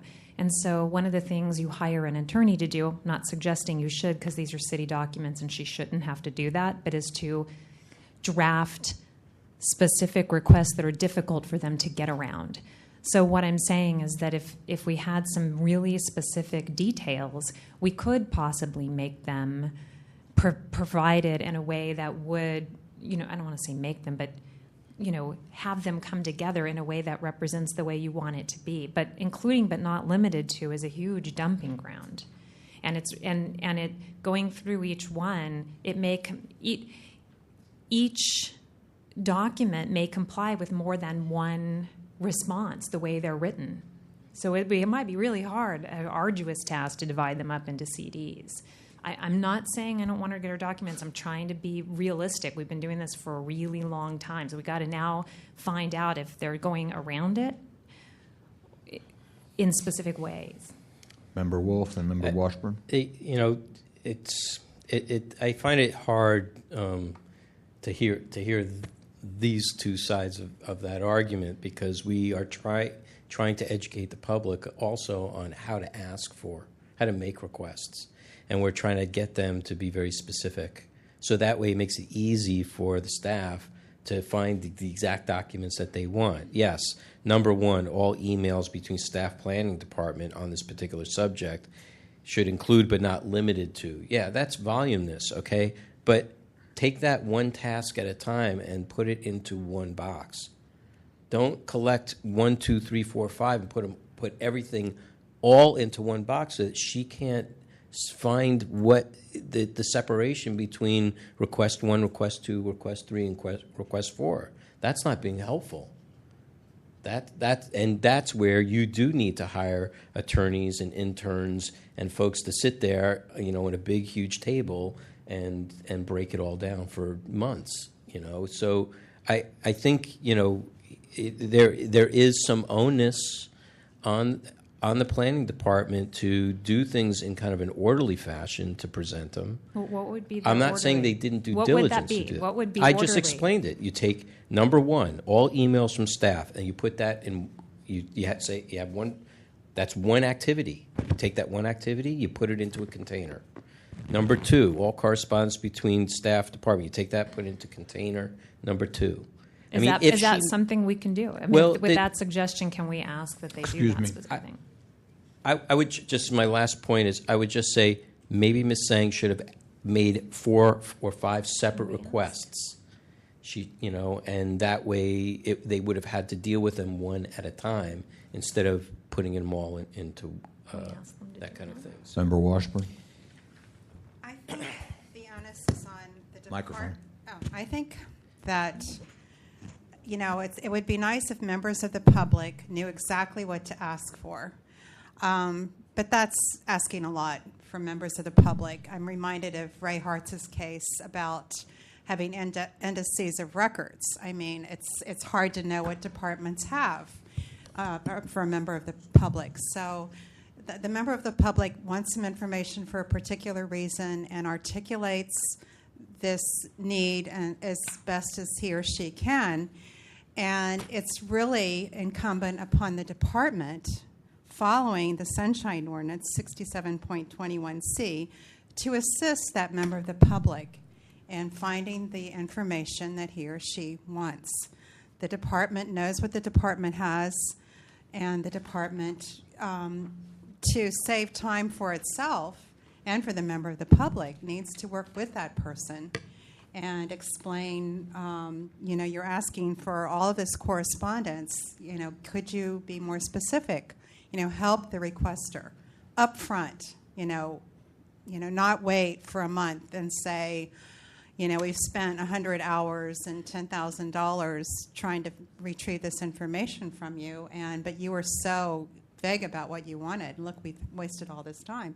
That is, we really have to come down on the side of the member of the public and require departments to work with that member of the public in good faith for Sunshine, and also just to make their own workload more reasonable. So education has to happen, I think, particularly with departmental agencies, to become good custodians of records, and so that they'll be truly helpful. Because it's clear to me that Ms. Sang was given the runaround. And it's not her fault she was given the runaround. So what do you propose? How do we resolve that? I think we can find a violation of 67.21c. Okay. Looking backwards and moving forwards, we need to, let the planning department know that they need to try to understand what she wants and get it for her. And if it doesn't exist, such as there's no entry in Mr. Ionan's appointment book, there just isn't any. So I think some good faith and common sense will carry us far with this going forward. At this time, the respondent and then the complainant will each have 3 minutes to present any concluding or rebutting remarks. Mr. Yonan. Thank you, Commissioners. I find it difficult and hard to hear your comments about the planning department, myself, about the individuals at the planning department who have tried to assist Ms. Tsang on numerous occasions. You suggest that we have given her the runaround, and that is absolutely not the case. The last time I was here before you, I tried to put these sunshine requests into context. I brought a box full of materials because it's about a 3-foot balcony on the back of a 2-family residence. Okay? To suggest that we have not met with Ms. Tsang to help her identify documents is completely false. I've personally met with her on several occasions, most recently in an email documenting a meeting in July. If she had difficulty identifying, I met with her, we sat down, she had questions about a few documents, and I answered them to the best of my ability. If she was still unclear about certain things, she could have asked me at that time. I would have been more than happy to help her, because believe me, Commissioners, the last thing I want to do is spend more time about a 3-foot balcony. Okay? I can't tell you the number of people who have tried to help Ms. Tsang at the department. Okay? And there comes a time when a person requests the same document 3, 4, or 5 different ways. We are at a loss of how to provide or present that document. So I'm sorry if it comes across that we're giving her the runaround, but believe me, that is the last thing we have done. I am very proud to work for the planning department and help the number of people we have get through the process, because it is extremely difficult for a member of the public, as you well know, to understand the process. But to suggest that we have not tried to help Ms. Tsang in good faith over the last 6 years, over a 3-foot balcony, mind you, is insulting a little bit. Thank you. Ms. Tsang? Obviously, it's a good show for the planning, and I have seen that happen in the past few years. So it doesn't surprise me. I requested to have a meeting. We did have met. There's nothing to do with this one. It's regarding what Sunshine 10015. And he did not provide it. In fact, at that meeting, he told me he did not even went there because they get the wrong key. Okay? So I just want a document. I wanted them to show me, help me, assist me. I wasn't asking for every correspondence or every email between those. I asked him for regarding the project.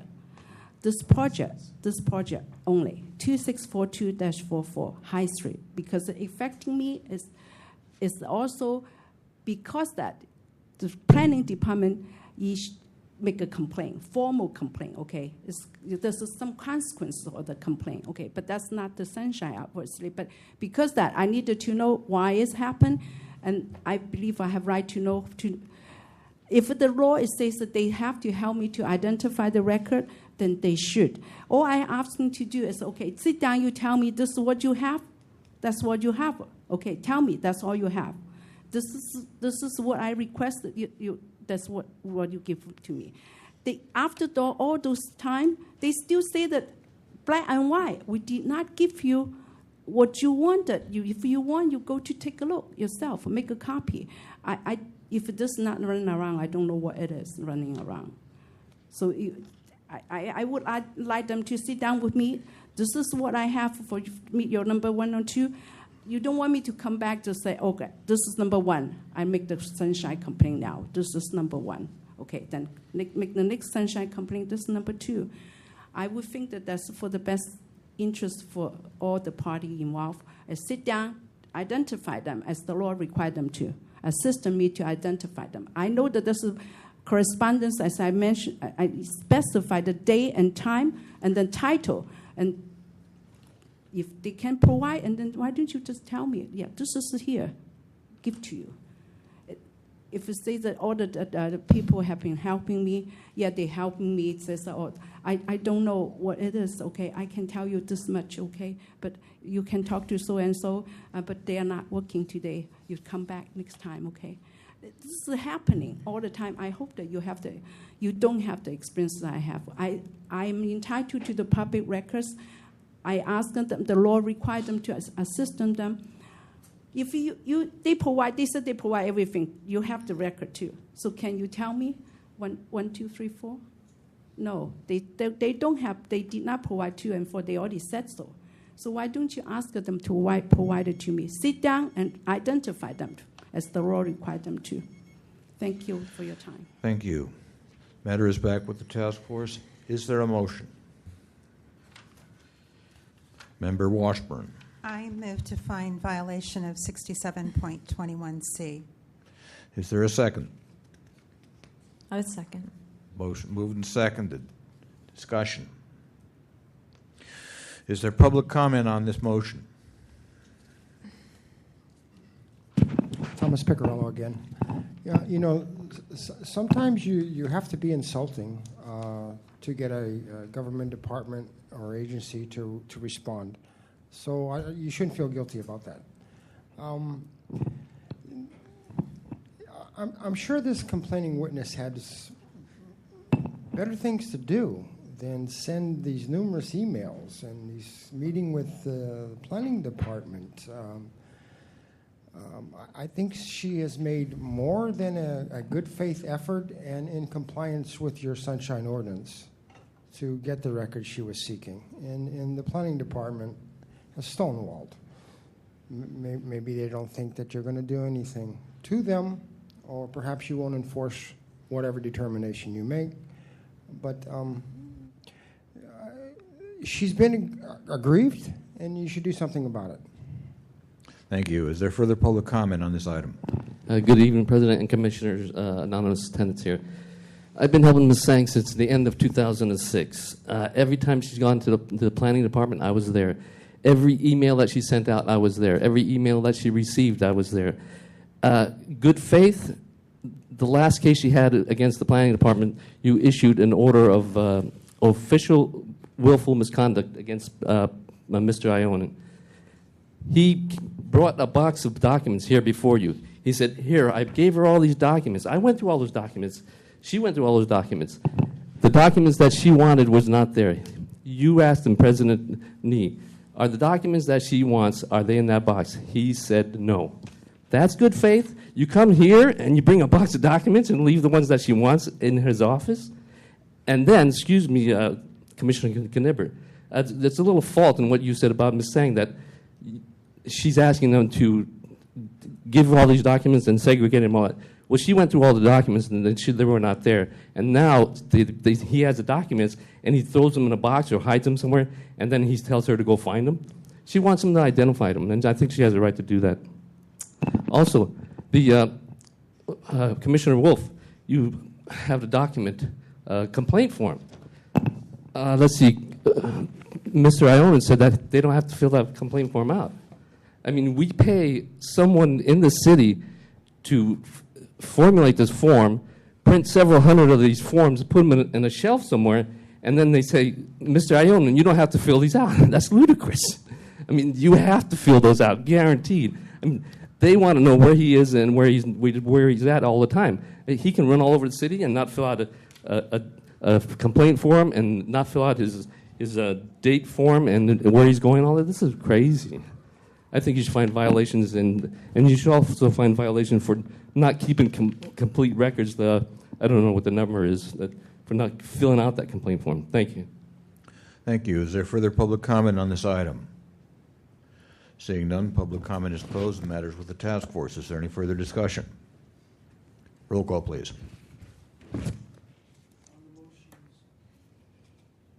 On the motion, Member Manny? Aye. Manny, aye. Member Washburn? Aye. Washburn, aye. Member Knebber?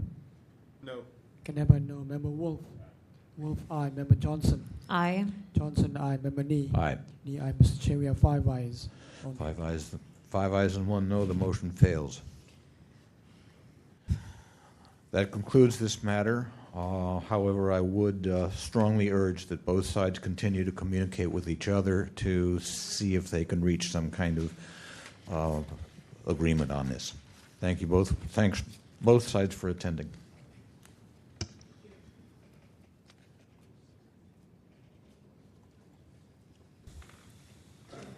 Excuse me, Commissioners, I have a case here tonight.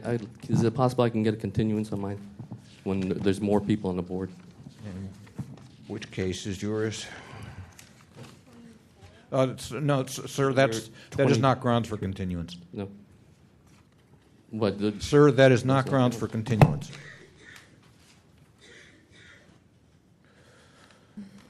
Again, items 7 and 8 have been continued. Would you read the next item, please?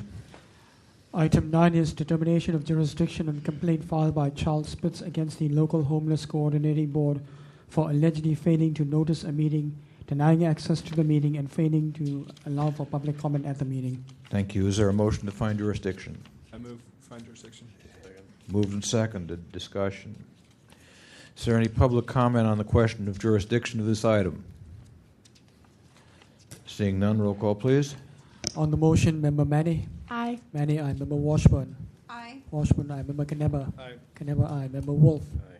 Wolf, aye. Member Johnson. Aye. Johnson, aye. Member Nee. Aye. Nee, aye. Mr. Chair, we have 6 ayes. Thank you. That takes us to the substance of the case. Mr. Pitts, please approach. Thank you for coming, sir. You have 5 minutes. Let's see. What happened was I received a notice in another public meeting that they were going to have this meeting, and it wasn't posted as required in the. I don't think it was posted in the library or on the internet site.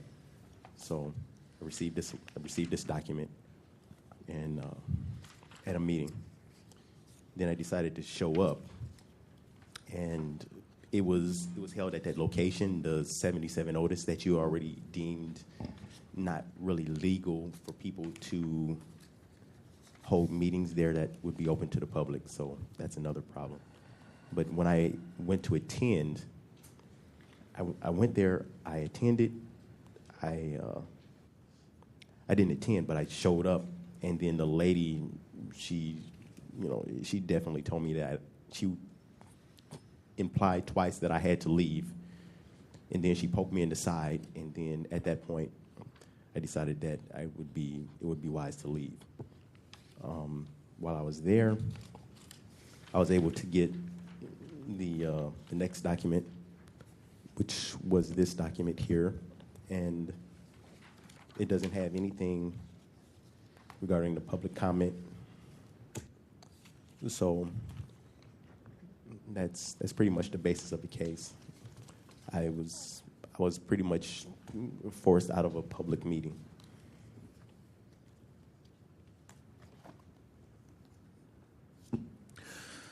Thank you. Is there anybody to present facts and evidence in support of the complainant? Seeing none, would the respondent approach, please? Is there anybody to present facts and evidence in support of the respondent? Seeing none, the matter is with the task force. Member Wolf. Mr. Pitts?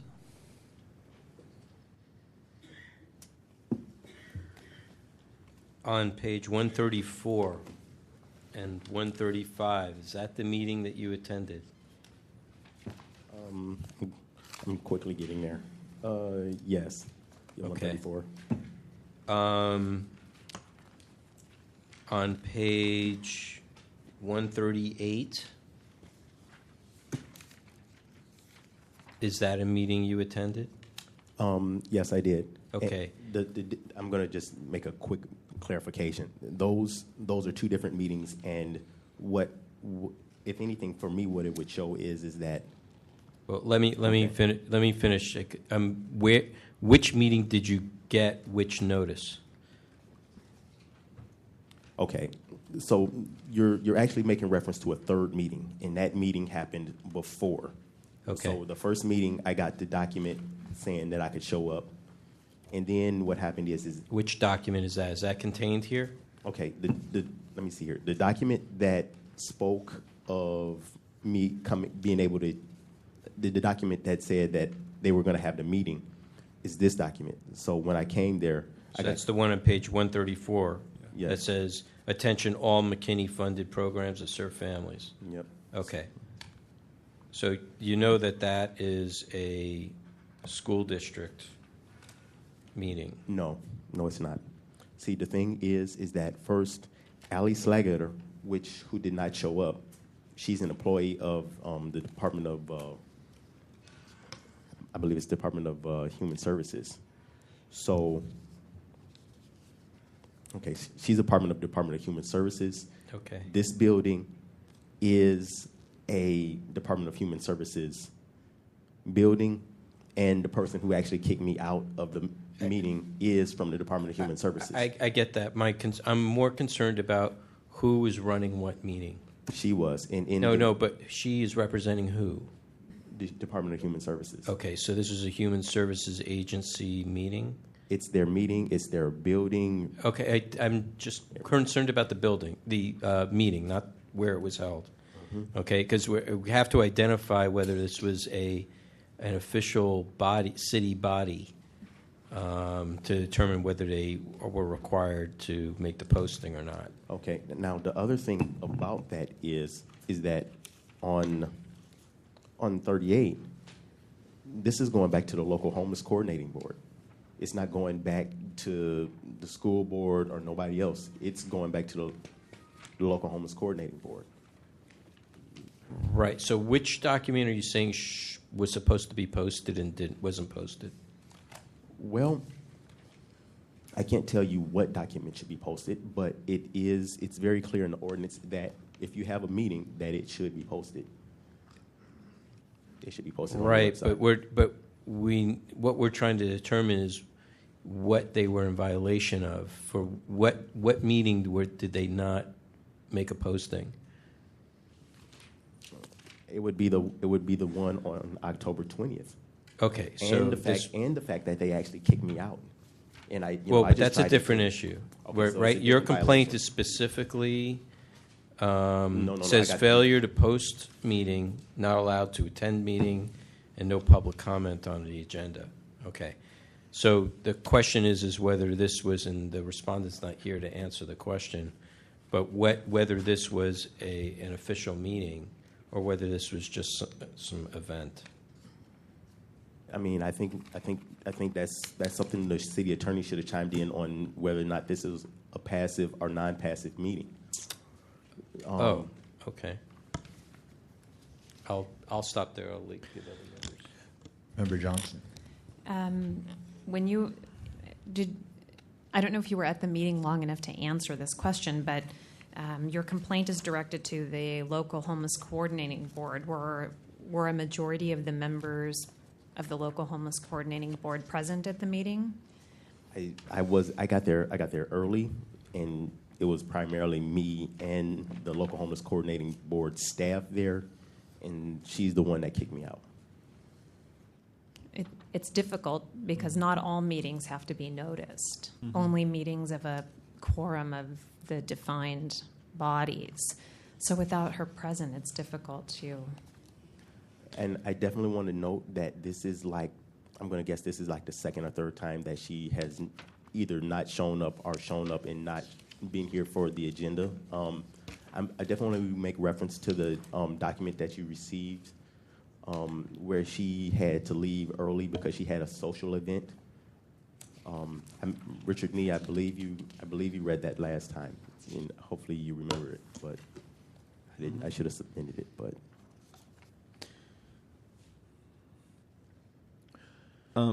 Member Knebber? I am very disturbed that she's not here.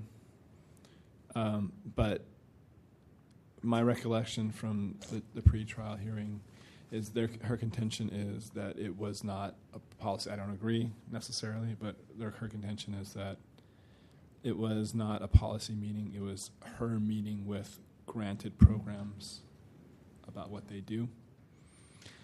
Now, without her here to explain that, I don't think I can take that at its face. I would like to ask her about exactly what they did at that meeting and what was involved. So I'm a bit at a loss to what happened there and what it was about completely. I think for me the thing is. Excuse me, No, Mr. Pitts. You have to wait until I ask. Mr. Pitts has asked for some input from the city attorney, and if the city attorney would like to provide some, certainly it would be welcome. Chair Kinney, the local homeless coordinating board has previously been held to be a passive meeting body by this task force, and so I believe that question has been answered, and it was my advice that they were a passive meeting body.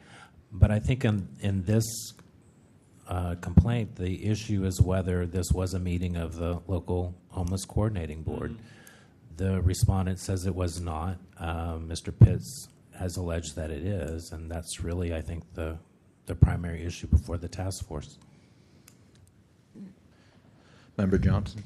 Mr. Pitts, could I ask you a question again about where did you get this document at a local homeless coordinating board meeting? Yep. And where was it located when you? She was just actually passing out flyers, and in your files, you actually, not your file, but when I actually submitted the original of the flyer that I received. So she was handing out the flyers at the local homeless coordinating board meeting. Yes, and primarily, I'm definitely going to also say that under Section 4, they were talking about policy and procedure. So under Section 4 here, they're talking about policy and procedure. So it's like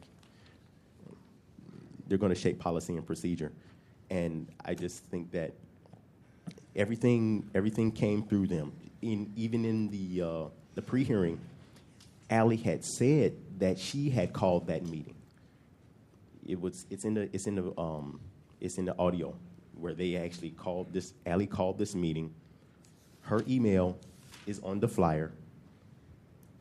They had it at their building, so everything points in this scenario that it was under them and their jurisdiction, from the creation to the building to the staff to the contact information.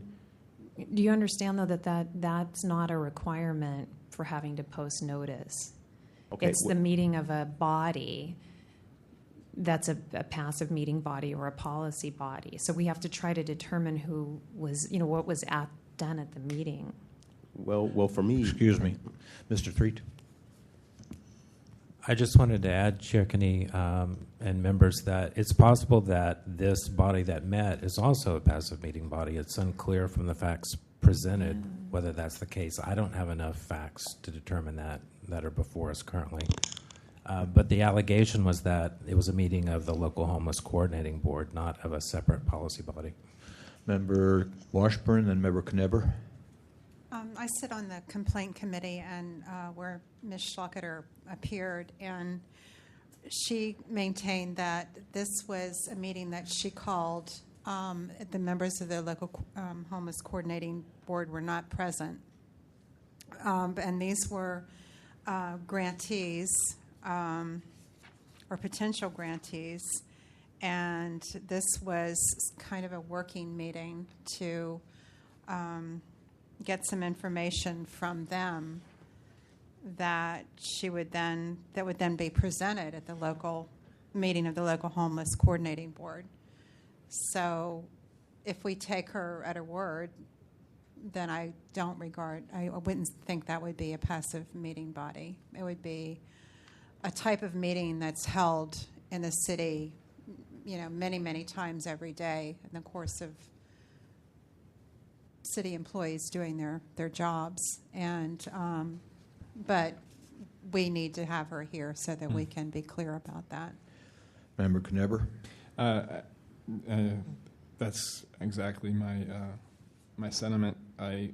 From what was presented us at that meeting that I was with Member Washburn and Member Nee with, I understand her contention to be that it was not a passive meeting, but I would rather have her here so that we can actually ask her questions to that fact. So as it stands, I don't feel comfortable with accepting that because it was not fleshed out, and we refrained from asking questions about that because it was not appropriate to that meeting. Okay. There are a couple of things that I think are worth mentioning here. I think they do have some relevance. Number one, the fact that this meeting was held on city property, and I think that may help us determine whether the meeting should in fact have been public. And number two, the fact that the complainant, when trying to attend that meeting, was barred therefrom. And I think that as we move forward with that, we should bear those things in mind. At this time, Mr. Pitts, if you wish, you have 3 minutes to present any concluding or rebutting remarks. Well, I'm just thinking more of her track record. Chances are she's probably not going to have any good faith in showing up. I mean, she didn't show up the other time when she sent that letter off saying that she was going out on a social event. She didn't show up now. I just don't think we should let city employees skate the laws and regulations of the city and county of San Francisco by not showing up. I just feel like there's several violations. One, the fact that she just did not show up when she was required to. I think the other thing too is I try to show up to a public meeting and I get violently kicked out. I mean, and y'all already had a violation of this place being a place that people could meet at. So it just seems like this is a rogue employee who's doing what she wants, and I'm wondering what's your take on this? Thank you. Is there a motion? Member Wolf. I move to find a violation of Ali Schlageder in Section 67, 22A.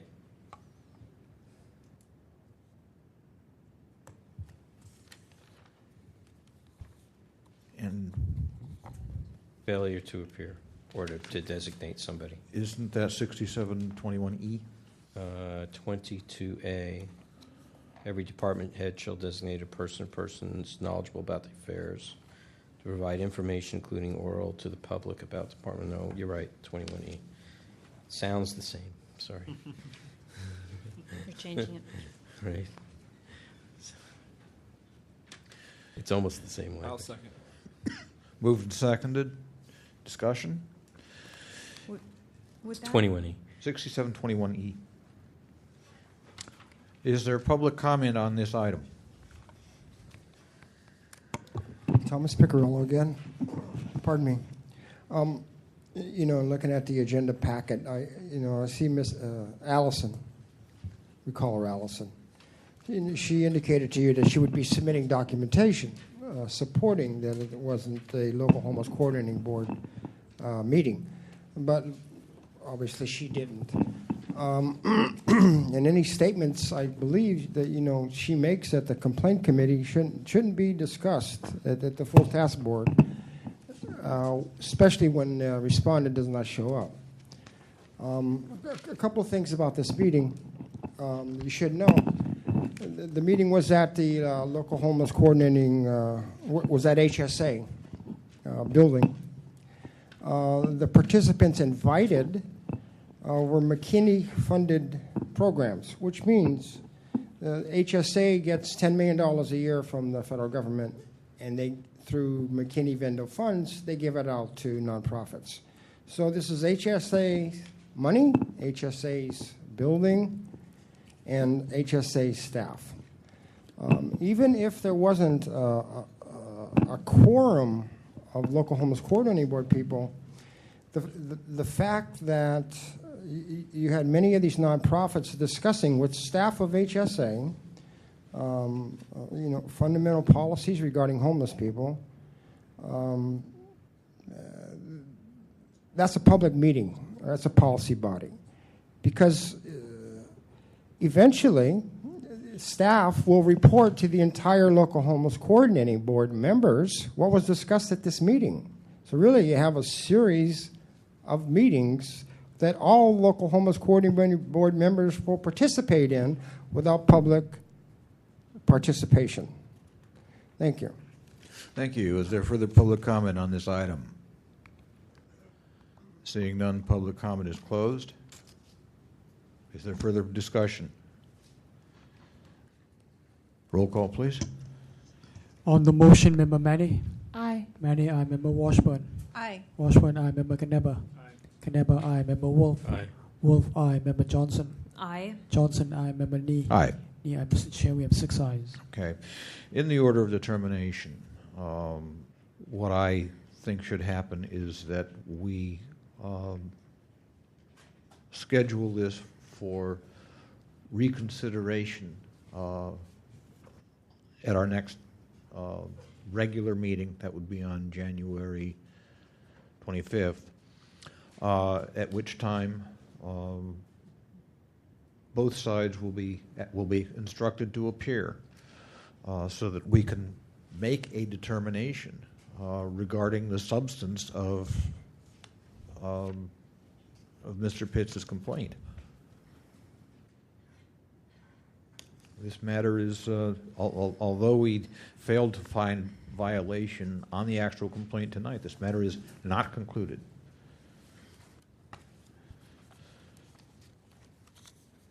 Mr. Clerk, could you read the next item, please? Yes, Mr. Chair. The next item is determination of jurisdiction on complaint filed by William and Robert Clark against the City Attorney's Office for charging the Arts Commission a fee to disclose public document requests. Okay. I move we find violation. Second. Moved and second. Moved and seconded. You meant jurisdiction, did you not? I'm sorry. Sorry, jurisdiction. Sorry. I thought that's Been there, done that. Moved and seconded to find jurisdiction. Is there public comment on the jurisdiction question? Public comment on the jurisdiction question? No, sir. Is there public comment on the jurisdiction question? Seeing none, public comment is closed. Roll call, please. On jurisdiction, Member Manny? Aye. Manny, aye. Member Washburn? Aye. Washburn, aye. Member Knebber? Knebber, aye. Member Wolf? Aye. Wolf, aye. Member Johnson? Aye. Johnson, aye. Member Nee? Aye. Nee, aye. Mr. Chair, we have 6 Thank you. ayes. That takes us to substance. Before we get to substance, I just want to caution again that we will be without an attorney as of 9 o'clock. With that, we may proceed. Mr. Clark, please approach. Thank you, sir. Good you have evening, 5 members. minutes. I'm William Clark. I'll try to be very brief. This is not exactly the same thing as our previous complaint. In the Sunshine Ordinance, in Section 6721, subsection I, it states that the San Francisco City's Attorney's Office shall not act as legal counsel for any city employee or any person having custody of any record for purposes of denying access to the public. And we just received from the Arts Commission their final version of what expenses they spent for the fiscal year 09-010, and in that it contained an accounting that the city attorney's office was paid $2,516.75 for let me see, it was 11 hours and 11.75 hours of the city attorney's time for let me say this correctly, for Sunshine Ordinance disclosure, for advice for the Sunshine Ordinance disclosure, and for public records, for the Public Records Act. And basically, I provided you with the email correspondence from the Art Commission and the City Attorney's Office, in which they transfer the $2,516.75 over to the City Attorney's Office for those purposes. I also provided you with a document that was sent to the City Attorney's Office, which states specifically that 11.75 hours was provided by the city attorney's office for Sunshine Ordinance documents. And what we've done is we asked the Arts Commission to specifically provide us on the 23rd of November with a breakdown of what that 11.75 hours was for, because it's our belief that there's no reason for the city attorney to advise the Arts Commission about anything regarding Sunshine Ordinance disclosures unless the Arts Commission is trying to prevent us from receiving documents. And as a result of this, the Arts Commission hasn't provided us with that breakdown. And then after the last hearing we had in front of you on December, I believe it was December 14th, Member Nee, you wanted to see the breakdown of this too, and we did file a request with the city attorney's office the next day asking for a breakdown of this 11.75 hours so we can see specifically what this advice was to determine whether or not this is a violation of the city attorney's a right to advise the Art Commission as to whether or not anything on Sunshine document requests. And as a result of that 11.75 hours, the Art Commission was charged this $2,000 for this advice. And what we're saying is that we believe that the city attorney violated this by advising the Arts Commission when they're prohibited from doing it, and that as a result of that, they charged the commission this money, which the Art Commission charged each street artist, including the people who requested these Sunshine documents, an amount of money which basically amounts to a fee for the services provided by the city attorney's office. I'm a little tired myself, so after all the discussion tonight. So basically what our complaint is saying is that we were hoping the city attorney could provide us with that breakdown of those 11.75 hours by this meeting or tonight, so you could evaluate whether or not that was a proper that it was proper for the city attorney to advise the Arts Commission regarding these document requests, and if not, was the fee that was charged the Art Commission for their services, and then later on charged street artists, was that appropriate under the Sunshine Ordinance? Thank you. Thank you for your time. Thank you. Is there anybody to present facts and evidence in support of the complainant? Seeing none, is the respondent present? Thank you for coming, sir. You have 5 minutes. And I'll keep it really short. My name is Jackson. I'm here with City Attorney's Office. I just want to make a clear distinction to the complaint. I am here to represent the City Attorney's Office. Seems like the complaint is focusing on the Arts Commission, two different entities. The evidence presented before you is the street artist program. I think there's a budget, and it does show that the city attorney did bill back to our client, which is the Arts Commission. This is the budget. This is not what costs or what creates the street artist program's permits.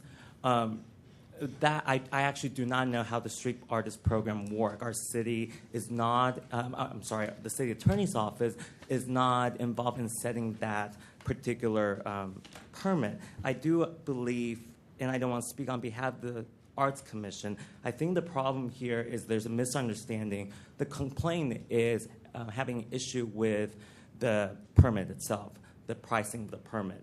And through the theory, I guess, of transitive property, if you will, because the city attorney billed back to the Arts Commission, therefore the complainants, the artists, are getting the burden of paying the street artist fee, and it's according to them, it's too high because of our office billed back to the Arts Commission. I want to make a clear distinction. The Sunshine Ordinance does not does not have jurisdiction over how the city attorney's office bills a department. And the way the complaint is making it sound is that we directly build it back to them, to the requesters, and that's absolutely not true. And that would be in violation if we had said the complainants, we had sent them a bill for requesting sunshine documents for personnel time, and that would be inappropriate. So I just want to reemphasize, in conclusion, I believe at the last jurisdiction committee meeting, the committee found the city attorney's office not in violation of sunshine ordinance. And I want to emphasize that when we did not receive a sunshine request or an updated version, I don't think the committee has, regarding the breakdown of how we bill back to the Arts Commission's office. I'm sorry, the San Francisco Arts Commission. So I really want to focus on what's the complaint here today. It's that we violated the sunshine, supposedly the city attorney's office violated the sunshine ordinance by billing back to the SF Arts Commission, and the sunshine ordinance does not have jurisdiction over the way the city attorney's office bills to department heads. However, if you do want to see the breakdown, I'd be happy to provide that. If it indeed is appropriate, of course, we need to consult with the SF Arts Commission. But I just want to throw that out there. The complaint is not about that tonight. I just want to focus on that. Thank you. Thank you. Is there anybody to present facts and evidence in support of the respondent? Seeing none, the matter is with the task force. Member Wolf. Question for the city attorney's office, please. I'm sorry, your name again is? Jack Song. Thanks, Jack. I have a supposition. In the previous case around the Arts Commission and this fee, the Arts Commission testified that they were increasing the fee for purposes of dealing with sunshine work that they've had to do. If some of that money that they needed to raise was used in order to pay you to provide research work, whatever, counseling, whatever work that you needed or they requested you to do, and they were and they didn't have that money, then the public would not be served because it becomes now trickle-down economics. You want to get paid by the Arts Commission for a request of work regarding sunshine, and they can't afford to pay you to do that work, so the public is then not served, and the Sunshine Ordinance makes very specific that no fee should be charged to the requester. So, this that's the way it's, to me, the complaint is being presented and why it's being targeted at your office. And I can understand that. However, it's also not fair. The Street Artist Program is not just solely based on the Sunshine Ordinance, are dealing with the City Attorney's Office and the SF Arts Commission. The fee setting ordinance is actually, according to the SF Police Code 2404.2, which is also providing our response, the street artist certificate should, the price of it, for the permit should be equal to but not greater than the fees necessary to support the costs of administering and enforcing the provision of the Street Artist Program. The Street Artist Ordinance. Mm-hmm. I cannot speak on behalf of the SF Arts Commission, but what I can say with the City Attorney's Office is that we have never charged requesters for sunshine ordinances. That's in direct violation of sunshine ordinance. But I understand what you're saying. It's a trickle-down effect. However, our office is not solely involved with the Street Artists Program. There's also policing. There's also administrative fees. I understand that. But for the point specifically of making a request to do work around sunshine, if they were not able to afford that, and then they had to go and charge a fee to the requester, which could be somebody who is requesting a permit or had already had a permit and paid for it. Would that not? My supposition is could that possibly be a violation? Maybe I should ask DCA Threed on that, since his write-up was clear that that it lacked jurisdiction because of the statements that Jack Song is making. So why don't you enlighten us? Mr. Threed? Through the chair to Member Wolf, the Sunshine Ordinance directly prohibits the charging of a fee to a requester, whether it be a requester to the city attorney's office or whether it be a requester to the Arts Commission for documents. The cost of providing those documents to that requester cannot be borne by that requester. Okay. Member Johnson? Okay. I had made an argument before that the San Francisco Arts Commission was not, you can sit down if you want to, it was not, that they were violating the Sunshine Ordinance by just deliberately putting that in there, but we rejected that. Now, in this particular instance, the city attorney's office is not charging the fee, and they're not withholding documents because the request is not made to them. But when the complainant cited the 6721I, that says that the city attorney's office shall act to protect and secure the rights of the people of San Francisco to access public information and public meetings, and shall not act as a legal counsel for any city employee or any person having custody of any public record for purposes of denying access to the public. Now, they can do opinions, so that would require us to ask Mr. Soong what he had said before to find out the nature of their work that they did. And if obviously that was not something that was discussed before because it wasn't necessarily in here, but that in order to find that violation, we'd have to know, because they can do opinions. I don't know where you go from there, but. Member Knebber? Yeah, I mean, I see where you're going with this, but we're a little bit, I think it's a difficult problem for us to pull that. I mean, as it stands, I think that the city attorney's office is just charging to one of their clients for the work they did. Now, they can't control how that is passed on beyond that. I mean, you can make those connections, the trickle down, as it's been said, but I don't think that we can hold the city attorney's office responsible for that. And, I mean, after that's done, we've already found that the Arts Commission, they can charge the people how they see fit. So, I mean, we disagreed on that, but that's what we found, so. At this time, the respondent and then the complainant will have 3 minutes each to make any concluding or rebutting remarks. Mr. Song?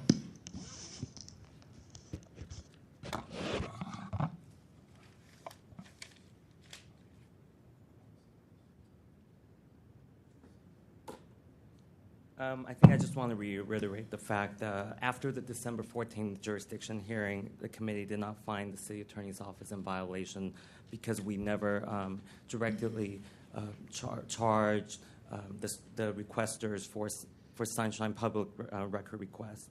And I also want to emphasize that our office is not in charge of setting the fees for the street artist program. So I think what the complaint has perhaps a misunderstanding or problem is with the street artist program, the way the fee for the permits are set. And I think that is a question that should be directed to the SF Arts Commission. So, thank you. Thank you. Mr. Clark. Thank you. Clarify things a little bit. No. What we're saying here is that last year the the city attorney charged the Arts Commission $2,516.75 for 11.75 hours to advise the Arts Commission regarding Sunshine Ordinance document requests. And what we're saying is that the Sunshine Ordinance Section I specifically prohibits the city attorney's office from advising any employee regarding who is in control of these documents. And what we're saying is that we have asked the Arts Commission, and we're trying to get the information breakdown on specifically what this 11.75 hours is in regards to, because we're under the impression that that is specifically for the document requests that took place in that fiscal year, the fiscal year that was just concluded. And that's why we weren't aware of this. That's why we just found out that we were charged this $2,000 specifically for the purpose of advising the Arts Commission regarding these document requests. And what we're saying is by the city attorney charging the Arts Commission for their time to do this, that the Art Commission, the only way the Art Commission gets the money is from the street artists who pay the certificate fee, and specifically from the street artists who make these document requests. And it's a chain of command that when I make my fee, money is being taken away from me and not being allowed to be used for other administrative costs. We're not concerned with other city attorney advice regarding the fees or the fee setting procedure, because the money that's being paid to the city attorney for the advice they gave in this regard is being deprived from the agency to be used for enforcement or other purposes. And I know this is a very difficult question to answer, but what we're saying is that the city attorney, in fact, violated the ordinance because they violated subsection I, and by giving legal advice in this regard. And we want this information, and we've had to file another complaint against Mr. Lazar because he's refused to provide us with the documentation of what this 11.5 hours was in regards to, and we'll be in front of you again with a complaint against him because we asked him in November on the 23rd to provide us with that, and we asked the city attorney to provide us with a breakdown of this 11.75 hours so we can determine whether or not it was a valid, a charge against the street artists. Thank you. I could talk forever. Thank you. Is there a motion? Mr. Chair, I mean, in light of what the rebuttal from the complainant is, that I feel like I've overlooked a question that I would want to ask the city attorney's office. Again, would it be inappropriate at this time? Well, I think we. It goes to the matter. I think it would be okay. Okay, to Mr. Song, please Song, approach. On page 144, there's a specific line item in their ledger that says city attorney cost for Sunshine disclosures, 11 3/4 hours for $2,516 and change. Can you identify what that work was and what it was for? I would be happy to identify if that was the actual complaint. The complaint's not focusing on the breakdown. That was not the question that sir, was proposed. I'm asking just that question. I'm not asking for it to be redirected into something else. Of course, we can provide that information. I would have to go back to the office. That question was never brought to my attention. Well, under or to our office. under 6721I, the city attorney should not act as legal counsel. If they're hiring you as legal counsel, we need to know what that 11 3/4 hours was used for. I am not the legal counsel for the SF Arts Commission. Clarification, that's what you had just mentioned. And also the complaint had said that You're representing the city attorney's office. You're supposed to have knowledge of I this information. So that's the question I have. Either you, I'm sure the Arts Commission can answer the same question, but you should also, if you don't have that information with you, okay, I can hear you on that. Mhm. If you're going to argue that, that you're not the city attorney's office is not the legal counsel, then I'm going to take question to that, because in their line item, it's specific that that you had charged them. Now, if they incorrectly had notated their ledger, that's something different, and that's something that you bringing any evidence to us to show that it was something other, that maybe it was incorrect on their part. Well, I would have brought that if that was the question for tonight. But tonight, the complaint is that our office has violated the Sunshine Ordinance because we billed back to the Arts Commission for doing work that's sunshine related. The question is not about the breakdown of why there's an 11.75 hour work on sunshine. But the complaint is based upon Section 6721E. Oh, I'm sorry, I. Okay, and if you read 67... They didn't name that. They didn't name that? No. Did you name? He brought it up in the... Oh, I see. They're doing not... 26 and 28A. Okay, I gotcha. Okay, all right, I'll leave it at that. Okay, that's it. The chair will again ask, is there a motion? Member Knebber. Oh, no. Well, okay. I feel for him, but I just can't see a violation here.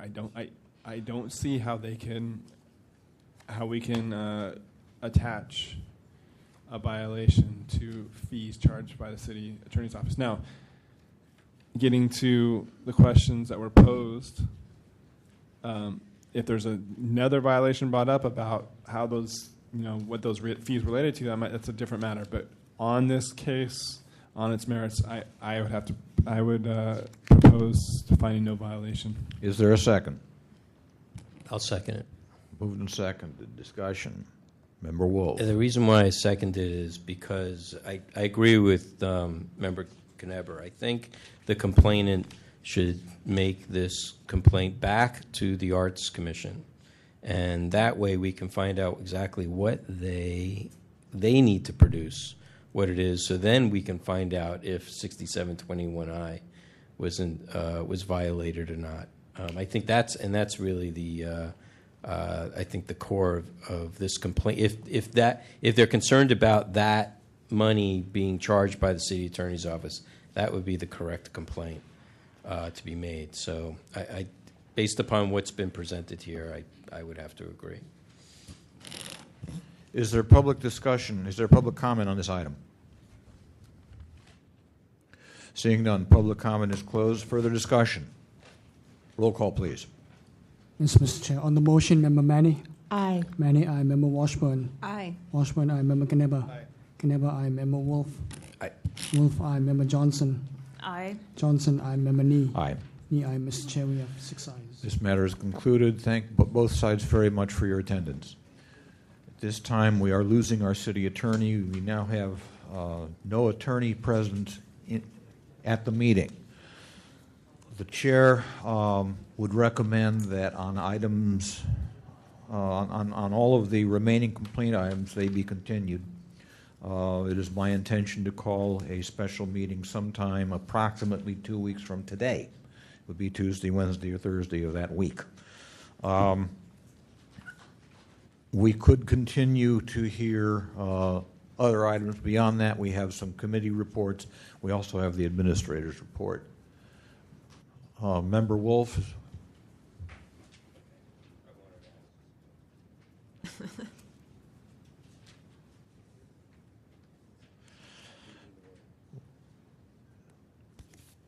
What is the pleasure of the task force? Is there objection to what the chair has just proposed? Okay. Without objection, we are continuing items 13 through 24. These are the complaints involving 10050, Ray Hartz versus Police Commission. 10054, Ray Hartz versus Library Commission. 10056, Peter Witt versus San Francisco Municipal Transportation Agency. 10059, Ms. Maxwell versus San Francisco Municipal Transportation Agency. Ms. or Mr. Maxwell. 10063, Benedict versus the Mayor's Office of Economic and Workforce Development, and 10064, Anonymous Tenants versus City Attorney. Again, let me express my regrets that we could not get to your matters tonight. We do thank you for bringing the matters to our attention, and we will attend to them as expeditiously and as fairly as we can. Thank you all. And Mr. Clerk, with that, we go to item number 25. Could you read that item, please? Yes, Mr. Chair. Item number 25 is the Complaint Committee's October 9, 2010 report. For me? Mr. Chair, at the Complaint Committee, we heard jurisdiction hearing filed by, the first complaint, Pasquarello, was withdrawn. Second one, we heard Lanza versus District Attorney Office. We found motion to find jurisdiction, and that's it. Okay. Questions? Is there public comment on the Complaint Committee report? Seeing none, public comment is closed. Next item, please. The next item is the report from the Complaint Committee of November 9, 2010. Mr. Chair, unfortunately, I wasn't able to attach that document. Okay. Mr. Kneber, do you have any recollections or comments you would like to make? Actually, what I just reported was from the for the November 9th. Okay. The one before, there was no special or anything of particular interest. Okay. Is there public comment on the Complaint Committee report for November 9th, 2010? Seeing none, public comment is closed. Discussion by members? Okay, next item, please. Item number 27 is a report on the Compliance and Amendments meeting of October 9, 2010. Member Washburn? The draft minutes reflect, to the best of my recollection, what occurred during that meeting. Okay, is there public comment on the Compliance and Amendments Committee report of October 9, 2010?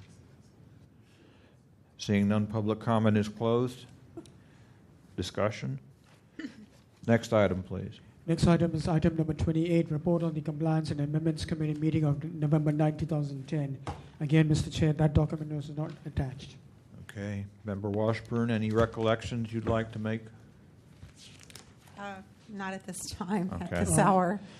Mr. Chair, it is basically a discussion on the Ethics Commission's proposed amendments. Right. And I think the outcome of that was that Member Snyder was going to provide a working document.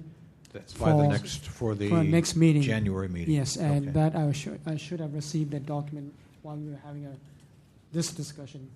Because I Okay. told him I needed it before 5 o'clock. Oh, okay. All right. If Great. you recall that. Yes. Thank you. That is what occurred. Okay. Is there public comment on the Compliance Amendment Committee report of November 9, 2010? Seeing none, public comment is closed. Discussion? Next item, please. Next item is the administrator's report. Mr. Chair, we have another 6 more complaints coming. We have 2 more. We have 2 that are going to the complaint committee. So that reduces that down to 4 for the next regular hearing meeting. Okay, thank you. Could I ask a question to the Member Johnson?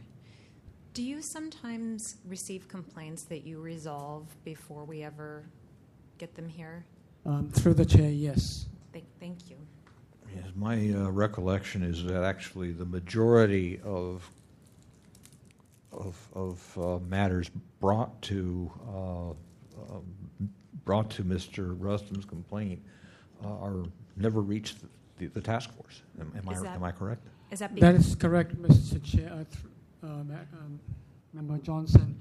Most of the time is they want the ones you see here know the ordinance, and both parties, are in a contesting mode. But what I see on the street or what comes through the door are people who are open to suggestions and try and work it out amongst themselves. So are some of them asking you through the chair? Are some of them asking you questions about how to get the documents? That is correct, and I show them how to go through. For example, go through the supervisor records.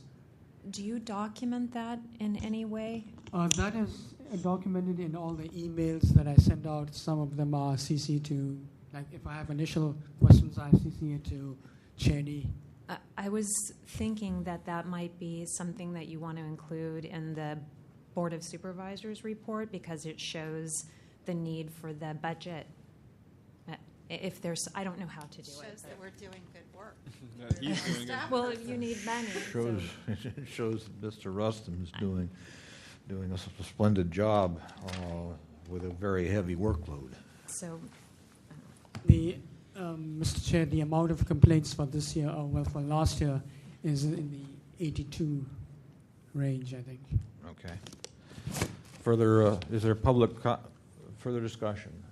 Is there public comment? There, the chair will note that the audience section is empty. I have some closing statements. Okay. Announcements, et cetera, et cetera, et cetera.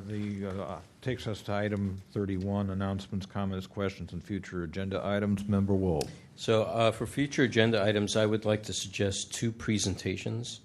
We've done this before in the past where we have an expert or a member of the public can make a presentation on a specific subject that pertains to us. I felt a little bad that Mr. Grossman had made the decision to try and make his presentation within the public comment period of time. I'd spoken to him before the meeting. He didn't mention that he was going to do that. So, I think it's worth his time and his expertise and the work that he's done to maybe present it because it seems significant and substantial. We can offer him 15, 20 minutes it could even be in a committee meeting to do that. And I would like to extend an olive branch out to him on that one. Doing it soon, too, because it's critical now. Right. The other one is just maybe some of the research I'm doing around RFP, RFQ, that whole thing, to try and get somebody to come in and maybe just give us an explanation of how they do things, so we at least have some semblance of an idea. I mean, there are some things that we need to know because it applies to what we're doing. So I think if they were to come up here and say, they're not supposed to be doing it that way. They do it, and it's quote unquote an official process, but they should be doing it somewhere else. I think it's worthwhile. Through the chair, would you want somebody from the controller's office to be doing that? Yeah, I'm going to see if I can get the person I've been talking to, because she's the one who's actually, off the top of her head, just cited the administrative code. She knew exactly what I was talking about. So I would suggest doing that. Sorry. Member Knever, then Member Monick. Member Monick.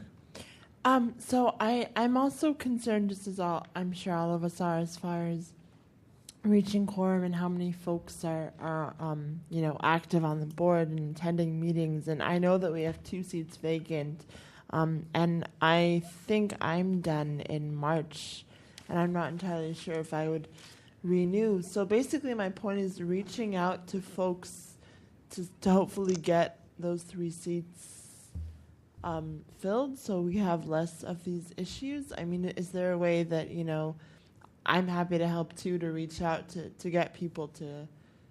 Okay, a couple things. Sorry. First of all, there will be a new Board of Supervisors seated as of this Saturday. Right. Presumably, very shortly after that, President Chu or whoever is president will announce committees.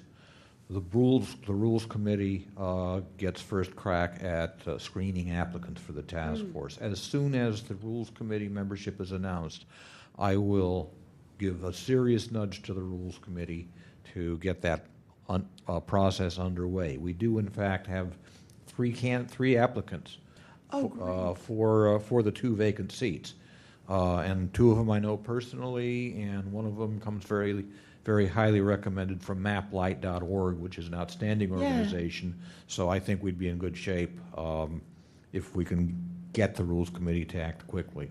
Regarding your own seat, if you do not expect to continue, I would start huddling now with Sandy Close to see if to look for a suitable replacement. I mean, just in a general sense, I'm glad to hear that. Just looking out for all of us and for the folks who are just so, disillusioned and displeased by the sort of lack of quorum or just not enough people. And so to help avoid that, that's wonderful news that hopefully that'll move forward. I have a couple of things. First of all, tomorrow night, from 8 to 9 or shortly thereafter, there will be a panel discussion on WikiLeaks. This will be at Schroeder's German Restaurant on Montgomery Street near California, downtown San Francisco. This is being sponsored by a group called San Francisco for Democracy. Also, the local chapter of the Society of Professional Journalists is taking nominations for its annual James Madison Awards, honoring champions of FOI, Sunshine, and the First Amendment. The deadline is for submitting nominations is this Friday, January 7th. And I believe the website is spjnorcal.org. Mr. Rustin, did you have anything you wanted to tell us? Yes, Mr. Chair, 2 things regarding the contracts on RFPs and RFQs. I think the most knowledgeable person will be Mr. David Couto from the Office of Contract Administration. I'm suggesting not to do that. He could. There might be others that would attend, but the person I'm specifically talking to is the one that actually manages how these processes get administrated. Through the chair, it's just a suggestion. Okay. No, I accept the suggestion. I just want to make sure that we know that different people in different parts of the city will interpret things in different ways, and certain departments are, try to be as nonpartisan as possible. I found this person to be very frank about it and was very clear about. She knew exactly what was going on over at Reckham Park specifically, so that's why I was suggesting it. And Mr. Chair, second point was our old member David called me this afternoon showing interest in trying to apply. Who's this? David. Pilpel. Oh. So you have a 4th possible applicant there. Okay. Thank you. Anything further? Motion to adjourn? Move we adjourn. Second. Thank you all for your attendance.